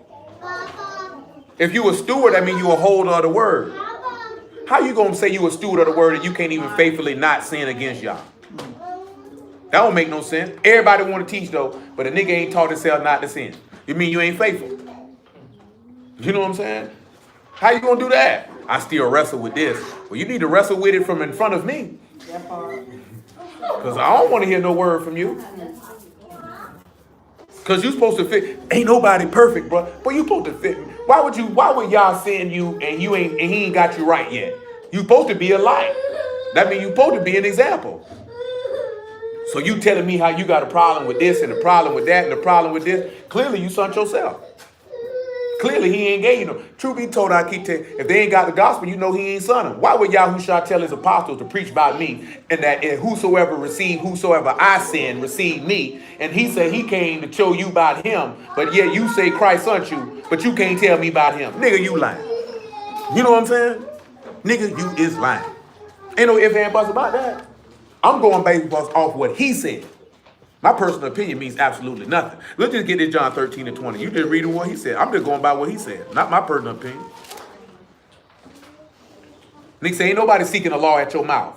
Guess what? They seeking the law at your mouth like it said in Ezekiel 14, whatever we read by accident. You going to inquire of Yah through this wicked nigga. I ain't sent this nigga. I don't know this nigga. Where did he come from? Oh, he got snatched.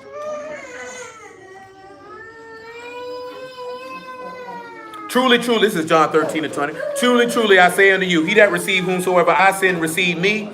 And he that receive me, receive him that sent me. That's pretty clear, ain't it?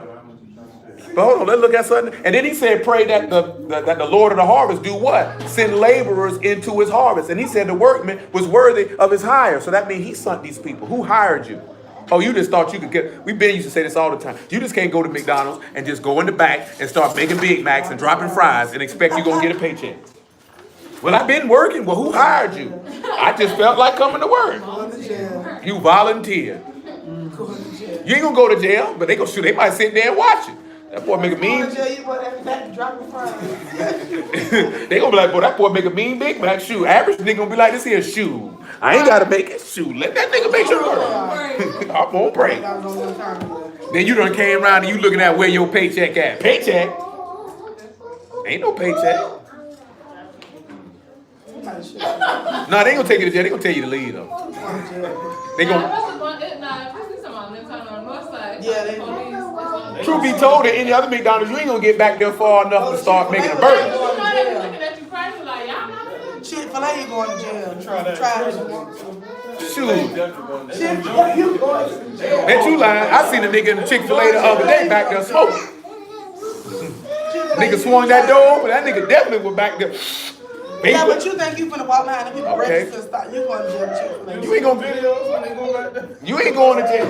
You ain't gonna go to jail. They gonna write you a good trespassing warrant. They be like, I just wanted to work, so I just dropped fries. They gonna laugh at you. They gonna get you out of there.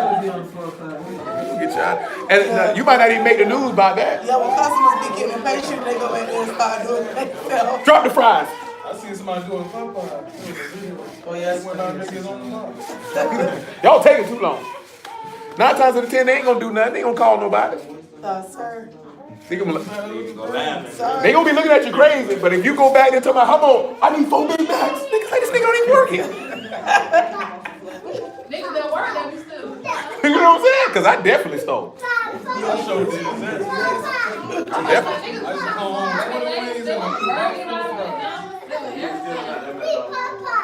I wouldn't. I didn't steal from Chick-fil-A. Oh, you worked at Chick-fil-A? First job. You look like a nigga working at That's why- Chick-fil-A. yeah. With an attitude, too. No, Only nigga that with an attitude. I actually did used to be irritated. Tired of making these. You think them people who I done been there. I done been in there a couple Chick-fil-A. Well, them not them niggas capping. They be upset. My pleasure. You must say it. Them niggas ain't that happy. I guess it's Polynesians, I'm sorry. Everybody have a nice day. My pleasure. You can tell the ones You who learn really that mean training. it. You better say it. Now they nice because at other stores they be like, I asked for 100 25 to go, no, a butter to go in the oven. And the lady say you should have said that at the window. For butter? Oh my god. Chick-fil-A? No, I mean, Yeah, we got some fire. A lot of oh people. no, I ain't searching for like I'm just saying. Oh. Like, I know My that experience with Chick-fil-A is 100%. No, I've had a few errors. I No, never had no error. they ain't talking about no errors. I'm talking about them people ain't as happy as you think they that's are. what I was saying. Yeah, but they make the people stand outside and take orders at the curb. I have an attitude In the too. rain, Yeah, but that's I ain't gonna lie, but I asked one of them Chick-fil-A, I said, y'all interview process, do y'all be rude, do y'all get fired on the spot? It was like, nah, that's not. I ain't gonna lie. it's a nice environment. I mean, you just want to be nice. I ain't gonna go in there and say my pleasure. My pleasure. Drive through heated. You learn that training. Oh, The drive through is heated. oh, well they got to be. Pull your car in. It's like a parking garage. And it's heated in a pleasantry. So you wash your car while you water your food. I feel like it's a pleasant experience. They get them food when you work there. They make you want to be nice when you're there. Wow, I say much shit. It's a nice experience. Yeah, they nice sinners. Nice sinner people. Come on, though. I got the roll, though. Off on Sunday. We prayed the Lord. What I was going at, man? Where I was going at? John 12 and 44. Cool. Hey, what time is it? That's what I be saying. Hey, John 12 and 44. Hey, what time is it? 4:38. Okay, I got about 20. PM. Yahushua cried, he that believe on me, believe not on him, but on him that, not on me, but on him that sent me. So, Yahushua was preaching the gospel, right? Yahushua was sent according to Deuteronomy 18, right? So that means anybody who preached the word is going to be sent. But let's come on back to Ecclesiastes 2 and 11.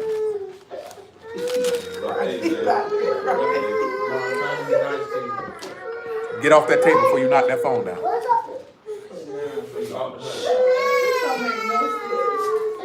It was trying to hold it. Eugene, He always making words. you're lying. You're lying. He don't make it work. All right? He stopped, though. You're lying. Ain't nothing wrong with you. You know ain't nothing wrong with you. Don't try to peek your head around here when I know you capping. You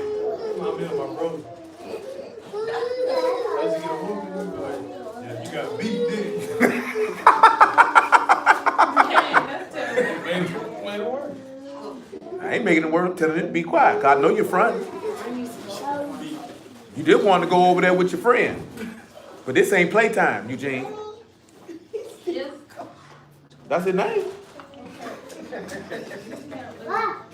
Look how he looking. He know he wrong too. At least I hate all you niggas. It's bigger than this. I get my revenge. I'm gonna grow a half an inch in a little bit, and then I'll be able to kick you in your shin. That's how he looking. I hate all of y'all. Look, he really looking. I want to go over there with King. My daddy won't let me go. That's why I got a nice surprise for him in my diaper a little later. Ecclesiastes 2 and 11, right? Matter of fact, I'm going to get straight to the point of what I got. Ecclesiastes 2 and 18. He said, yea, I hated all my labor which I've taken under the sun, because I should leave it unto the man that shall be after me. See how he say you enter into other men's labors? Who know whether he shall be a wise man or a fool? Yet shall he have rule over all my labor, wherein I have labored, wherein I've showed myself wise under the sun. This is also vanity. Therefore I went about to cause my heart to despair of all the labor which I took under the sun. There's a wise man whose labor is in wisdom and in knowledge and in equity. Yet to a man that hath not labored therein, he shall leave it for his portion. This also is a vanity and great evil. That word for labor is amal. I-E, meme, and lamad. I'll give you a second to think about it. But the word equity. Y'all, they say there's a man whose labor is in wisdom, knowledge, and equity. What you think that word equity would mean? Value? Equality? Quality? Righteous judgment. I'll let y'all know. I'm just putting it out there before we get to the word itself. So labor, you have ayin, meme, and lamad. So what would we say?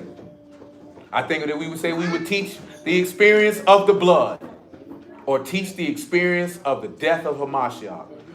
Because if that's, he said there's a man whose labor is just in wisdom, knowledge, and equity. Now the word equity is kishron, and it means success or skill. So you have men whose labor is in wisdom, knowledge, and skill. And that goes back to I send you off as lambs amongst wolves, or be wise as serpent, as harmless as doves. That would take some skill, wouldn't it? So you got some people that they whole labor of work is strictly in wisdom, knowledge, and skill. Because it takes some skill to impart wisdom and knowledge. Now you have a Kaf, a Shan, a Rosh, a U, and a Noon for that. So again, we see, both times we see with laborers, we see that these laborers are teaching you the gospel. Both times, do we not? And we see that knowledge is what? The knowledge is the gospel, or the information of Yahushua. Isaiah 53 tell you what? The knowledge of my righteous servant will justify many. That's why Paul stated you are not justified by the works of the law, but by the faith of Hamashiach. People thought he made that up on his own. He just told you what the prophet Isaiah had already told you in the vision of Yahushua's sacrifice that he seen. You cannot be justified in the eyesight of Elohim without the gospel. Most dudes feel like Romans chapter 4, that you can labor for it and he owes you. He doesn't owe you salvation. You know what I'm saying? Think about every wicked work you ever worked. And you think now because I keep the law that just get pushed to the side? No. I need some justification by faith. Then you know and trust that I am. Like I told you last night, it's a lot of stuff I don't do for no reason other than I have an earnest expectation of being resurrected from the dead. It has nothing to do with being impressive to anyone. Period. I have an expectation of resurrecting from the dead. Some people don't have that expectation. So that's why they don't maintain. You ain't gonna maintain the something you don't believe in. I don't care if word or not. You know what I'm saying? I just seen my homegirl the other day. She was talking about, yeah, I don't believe in monogamy. I said, all righty then. She said she's polyamorous. I don't know if any of y'all know what that means. Yeah, with their consent. You know what I'm saying? But she say she believe in God and go to church every Sunday. You know what I'm saying? Worst part was, with the situation was, she said her husband cheated on her. But she said he cheated on her before they got married. So you signed up for that level of stupidity. And I thought you were smarter than that. Polyamorous situation is that both parties agree to see other people. So both parties know you're doing it. And it's cheating if you don't tell your spouse. Yeah, she said she believes it's unnatural. You know what I'm saying? It's a lot of people that believe monogamy is unnatural. You know what I'm saying? I myself would wonder why would a woman want multiple different men inside of her body. You have a lot of people who believe monogamy is not natural and that it's a Western construct forced upon people. And then when they read the text, you know, you see he had multiple wives, and they neglect the fact that Adam had one. Abraham had one. Isaac had one. Jacob's intent was to have one. He did not intend for Leah or them handmaids. That was not his intent. That's what people sit back looking at. You can say whatever you want. He had 4 wives, but what was his intent? His intent was for one. He only wanted Rachel. He did not want Leah. He didn't want nothing to do with them handmaids. And even still, the whole time that Rachel was alive, his heart was towards Rachel and not Leah. You know what I'm saying? You know it's serious. You've been married to 2 women for years, and one of them had the majority of your children, and as soon as the woman that you want to have one, he was your favorite son. What'd that take? That wasn't his intent. You know what I'm saying? That was not his intent. But that's how dudes justify it. If you feel like you don't like it, that's your choice. But what does y'all like? Well, he let him do it, but what's going on? You know the gospel, then you would already know. One. He said it's a great mystery, right? That's what Paul wrote. So guess what that's telling you? One. But you don't want to hear that. But I got a dude one time we was in Atlanta about 4 or 5 years ago, broke his heart. You can have more than one wife? I said, let me ask you a question. I say the book say we kings and priests in the Mashiach, right? Yeah. So you a king in the Lord, right? Yeah. It said by his blood he done redeemed us to make us kings and priests. Yeah. How many wives can a king have? One. End of the conversation. Conversation over with. He said, oh, you trying to get deep with it. I just asked you a question. You said you follow the law. You said he made you a king. You just acknowledged you a king. Law say only have one. Conversation over with. I don't want to talk about it no more. If that's the case, then you ain't in Mashiach and you ain't no king. Right or wrong? I see. If you know the gospel, I end that conversation real quick. That nigga was stuck. That nigga said, that nigga there, man, that ain't right. I said, all right. It ain't right. Nigga ain't got enough stamina for 2-3 women anyway. So you all right. All you want is somebody to take care of you. You no good bastard, you. You know what I'm saying? Sir, it's a seat calling thing. You answer the call? Oh, so what y'all came up for me with Kav, Sean, Rosh, U, and Noon for that skill? That's for there's your lights. I can run with that. Because look at that here, right? So what did you use for Kav again? Work. And then Sean, you use what now? Hair. And then for Rosh, you would say the highest or the chief. That's interchangeable. And then you see that U for secured. And then Noon. So when you look at the skill, again, it's pointing you to what? Right back to the gospel. Now let's take a look at it. Huh? Is it a sin not to pay your bills? No, you ended up getting sold into debt and you'd be somebody's slave. That's usually what happened. And those times. And you couldn't get freed till Jubilee.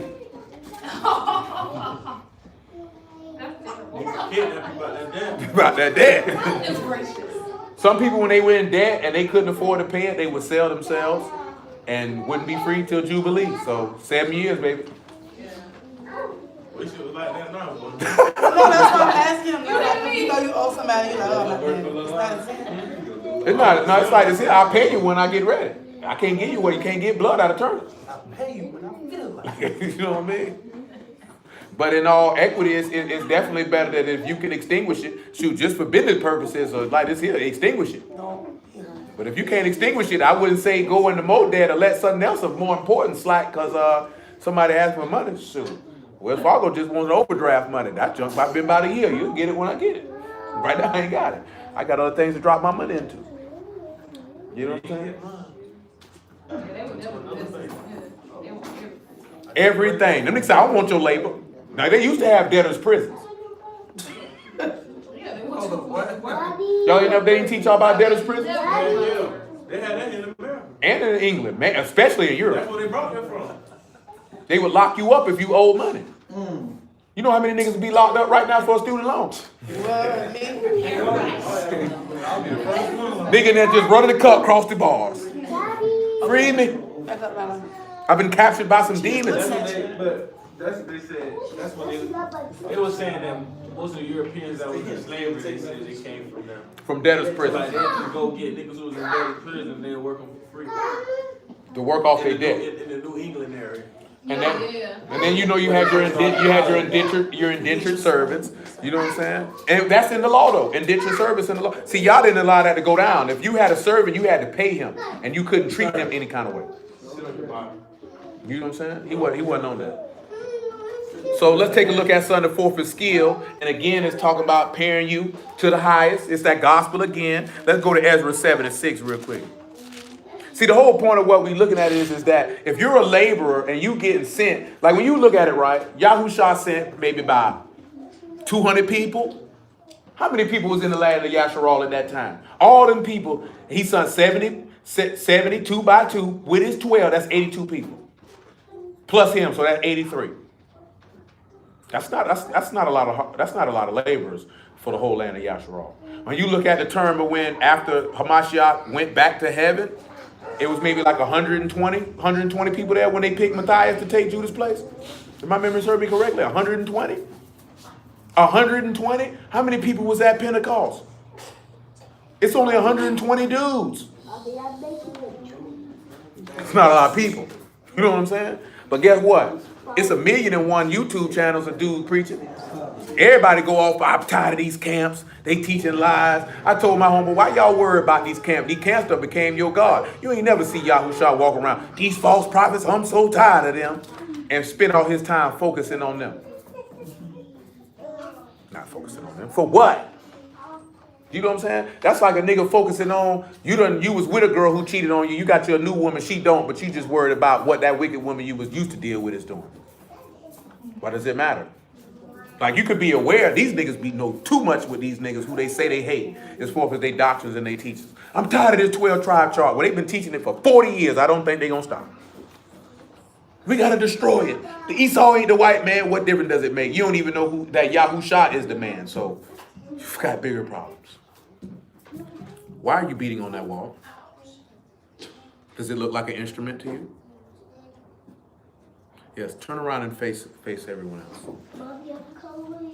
Turn around and face everyone else, please. You're facing me. That's not facing everyone else. No, you want to be a little disobedient there. Sorry, turn around.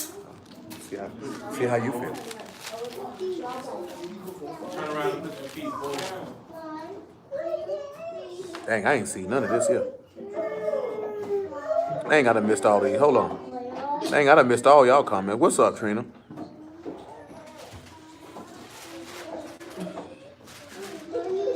Yeah, I got you, Brandon. Give me a second, man.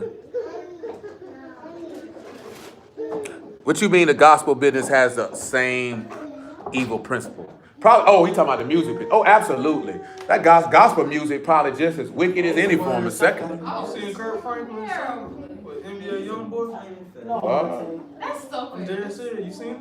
No. The title? Why get it after the fact? I know that boy Ty Trebek was knocking down somebody's wife. Ty Trebek. I thought he was gay. That's old. Tired. Yeah, he's getting into I thought he was gay. No, Me too. In all honesty. I mean, I wouldn't be shocked. super. And he looks good. I mean, T Trip. I already know That's that. it. Is it as that nigga said? Ezra 7. Dang, I can't believe I missed all that stuff. what? 7 and 6, the book of Ezra. Yeah, that's what it's I was slipping, y'all. I was slipping hard. That nigga said. Satan. Hey, Brandon, this is 904 401 9912. If your number the same, I'll just text it to you. It's probably. Oh, you talking about the cousin pastor? Oh, that nigga wasn't no real pastor That though. drunk. He's the man. The cousin pastor. If that is man, he wasn't a real pastor though. Like he started, not before he started that wasn't what he was on. He was on something else. You know what I'm saying? So I think he do that just to push whatever it is that he trying to push. As far as what he wanted, like he had a twerking contest in the church. I seen a girl talking to Stump. That done trip me out. Stump? Yeah. But you gotta understand something. People like something where there is no standard. Ezra 7 and 6. Then Ezra went up from Babylon. He was a ready scribe in the Torah of Moses, which Yahuwah Elohim of Yasharah had given and granted him all his requests, according to the hand of Yahuwah his Elohim upon him. So I want y'all to look at something. The word for ready is skilled, and it's meher. It's meme, hey, yod, and rosh. So why you think about that? Meme, hey, yod, and rosh. And the word for scribe is kafar, different from the word sefer. You know what I'm saying? Which is for book. And it's somebody who can recount, relate, talk, or count. So basically, as a ready scribe, he's somebody who's skilled in talking about the word. Remember, the word koheleth for preacher is somebody who arranges sentences. So a ready scribe can recount and retell. Because when you're telling the gospel, you're recounting events that have already occurred. Yahusha already rose from the dead. So meme, hey, yod, and rosh. What would y'all come up with for that? Clearly, if we're going to sit back, we can say man will raise arms or behold or, see, whatever the case may be. That's evident, right? I said that's evident. But now we got yod, rosh, and meme. What we going to do with that? I would say, behold, the work of the blood of the highest or of the chief. So that's what a skilled scribe is going to be able to do. Now, when we look at scribe, we got samak, pay, and rosh. So with samak, what would you use? So you're going to grab hold to the word of the highest, because that's what a skilled scribe is going to do. Who is the word of the highest? Yahusha, the word was made flesh. But let me show you these same two words are used in Psalms 45. I want you to come look at that. These same two words is used in Psalms 45. 45 and 1. Now, I want you to see plainly how this is, and then we're going to go in the New Testament and continue to look at this here. Because remember, because the preacher was wise, he taught the people knowledge. So that means he knows the gospel. The whole point of what we're looking at here, and we still might got 2 more parts to this here, is dealing with the gospel. That's it. That's the point. That's what we focusing on. Dealing with the gospel and knowing that the people who dealing with the gospel are few in number in comparison to the amount of people that are in the harvest who need the word to be saved. Psalms 45:1. He said, my heart is inditing a good matter. I speak of the things which I have made touching the king. My tongue is the pen of a ready writer. So he said he's speaking the things that are doing what? That touch the king. His tongue, what's the word for tongue? Who knows the word for tongue? No, I'm talking about the literal word for tongue. You know the word for tongue. That's them boys' made up language. Lashawan is the word for tongue. So just hearing Lashawan, what characters do you hear for that? So teaching. So you see the tongue is going to teach. And what else? Lamar, Sean, And Noon. now you show. And ooh and noon. So look at what the tongue is doing. It's teaching, pairing you to the nail or the sacrifice of life. He said, my tongue is as a ready writer. He said, my tongue is as the pen of a ready writer. That same word for ready is the same word that we see in Isaiah 7. That same word for writer is the same word in Ezra 7 and 6. Same 2 words. So we see that my tongue is a ready writer. My tongue is ready to preach the gospel. Because he said, I'm inditing a good matter. The gospel is a good thing. See, let's look at something in Romans 9. Romans 9, I want to say. No.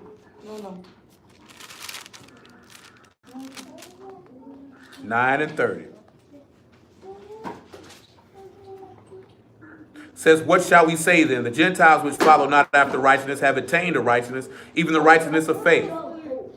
But Yasharal, which followed after the law of righteousness, have not attained to the law of righteousness. Wherefore? Because they sought it not by faith, but as it were by works of the Torah. For they stumbled at the stumbling stone. As it is written, behold, I lay in Zion a stumbling stone, a rock of offense. Whosoever believe on him shall not be ashamed. Now I want to ask y'all a question. In that Matthew 11, when he said, all ye that are heavy laden, lay down your burdens. He asked you to do 2 things after you lay down your burdens. Can y'all recall what those 2 things are that he asked you to do? He said, come unto him and do what? Learn of me. He didn't say learn from me. He said learn of me. How can you learn of him unless someone has a tongue to teach you of him? Unless someone is a ready scribe or a ready writer. Because that was his, come to Matthew 11, you can see that. That was his exact words, was to learn of me. That's what he told you to do. He said, when you lay them burdens down, come learn about me. Matthew 11 and 28. He said, come unto me, all ye that labor and are heavy laden, and I will give you rest. Take my yoke upon you and learn of me. For I am meek and lowly in heart, and you shall find rest unto your souls. So the only way you can find rest for your soul is you have to do what? You have to learn of this man. So anyone who he sends into his harvest to do work, they would already know what? They would know it. Now we sit back and we look at the grand scheme. Like, I listen to a lot of people preach. You know, those dudes be coming up on my timeline live, and I'll see what they talking about. Trash. Like I say, right? Like me and Akish been talking about this here. Akish rap. He's been rapping for over 20 years. So when he listens to somebody rhyme, his ear is different than somebody who's just a fan. You know what I'm saying? You're listening for different things. Now, yeah, I'm a fan of the word first. I just happen to preach it. So I don't care about your style or your delivery or none of that. I'm looking at your content and what you're imparting. So when I say this nigga sucks, that's why I'm saying that, like you trash. Like I said, man, dude said everybody need a goon with him. And said that Joshua, the son of Nun, was a Poindexter, a nerd, and a lame, because that's what Jacob is. And Esau, he the gangster, he the goon. I was appalled. Indeed, it was interesting. But the worst part was people agreed. That's what made it worse. This is what made it worse. You know what I'm saying? Not the fact that the book said there was a different spirit on Joshua and Caleb. That spirit was faith, that they trusted in Yahuwah. But because he was an Edomite. That's why they did that. Not to mention that Yahushua was right along with Caleb saying we could take these dudes. You know what I'm saying? Man, I done heard, come on, man. Remember when your man was like, Adam and Eve were cousins? You know what I'm saying? Oh, yeah, you know, Mr. Jackson. You say, hey, Adam and Eve were cousins. I'm trying to think of some of the bad things that I heard recently. I just heard a dude today try to use John 17 and relate it to marriage. It was horrible. It was horrible. Huh? What's the worst thing you ever heard somebody teach the word from a Hebrew? I ain't talking about no Christian. What's the worst thing you ever heard?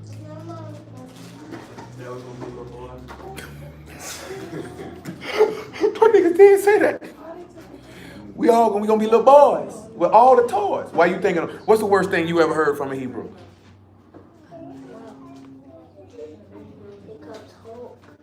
Here comes hope. In the kingdom, we're gonna be having sex with them little girls because they gonna be. That's what he said. That's what I'm talking about. We're gonna be little boys. What's the worst thing you ever heard, Callie? I just heard a nigga on What's the worst thing you ever heard, Nisha? Like when you heard that and you be like, you know, that is not an incoherent thought, and now I am dumber from listening to you. What's the worst thing you ever heard, Monte? I mean, you might have heard something here and there. You might have heard somebody. Like that little stuff. Word. I done heard about Lily before. Darius, what's the worst thing you ever heard? Well, who came up with that? I don't know.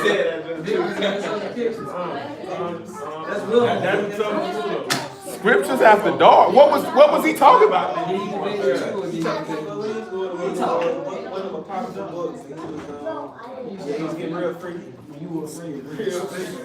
Kalisha, what's the worst thing you ever heard a Hebrew say about the word?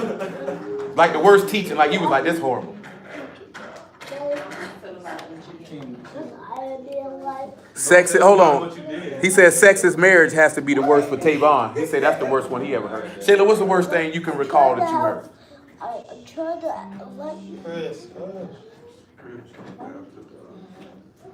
This nigga said scriptures after ain't nothing. I'm watching to help you. What about you, Deidre? I know y'all done heard some things in your time.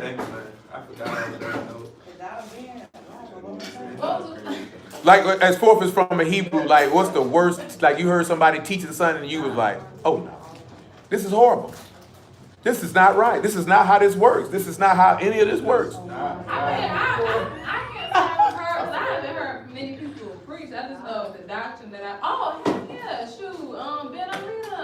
it was when we were sitting in the room and they were basically using Isaiah to show how Ben-Ami was the Messiah. Oh, that's horrible.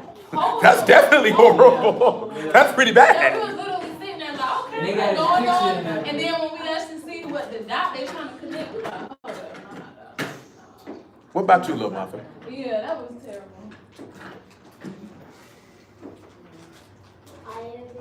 I remember that. Nigga bust out the shoe bread and all for us when we came.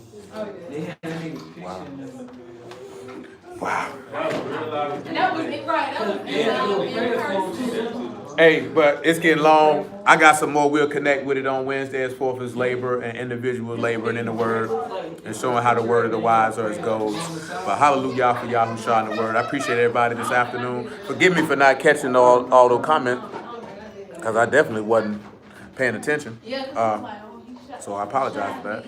But I bless y'all out the house of y'all name of Yahushua. Go keep on going to see how the words of the wise are goes and motivate and move. Right now we just on the section of those who have the word, what they supposed to do with it. So you who are willing, keep on standing on that word and being firm, and you who are willing to the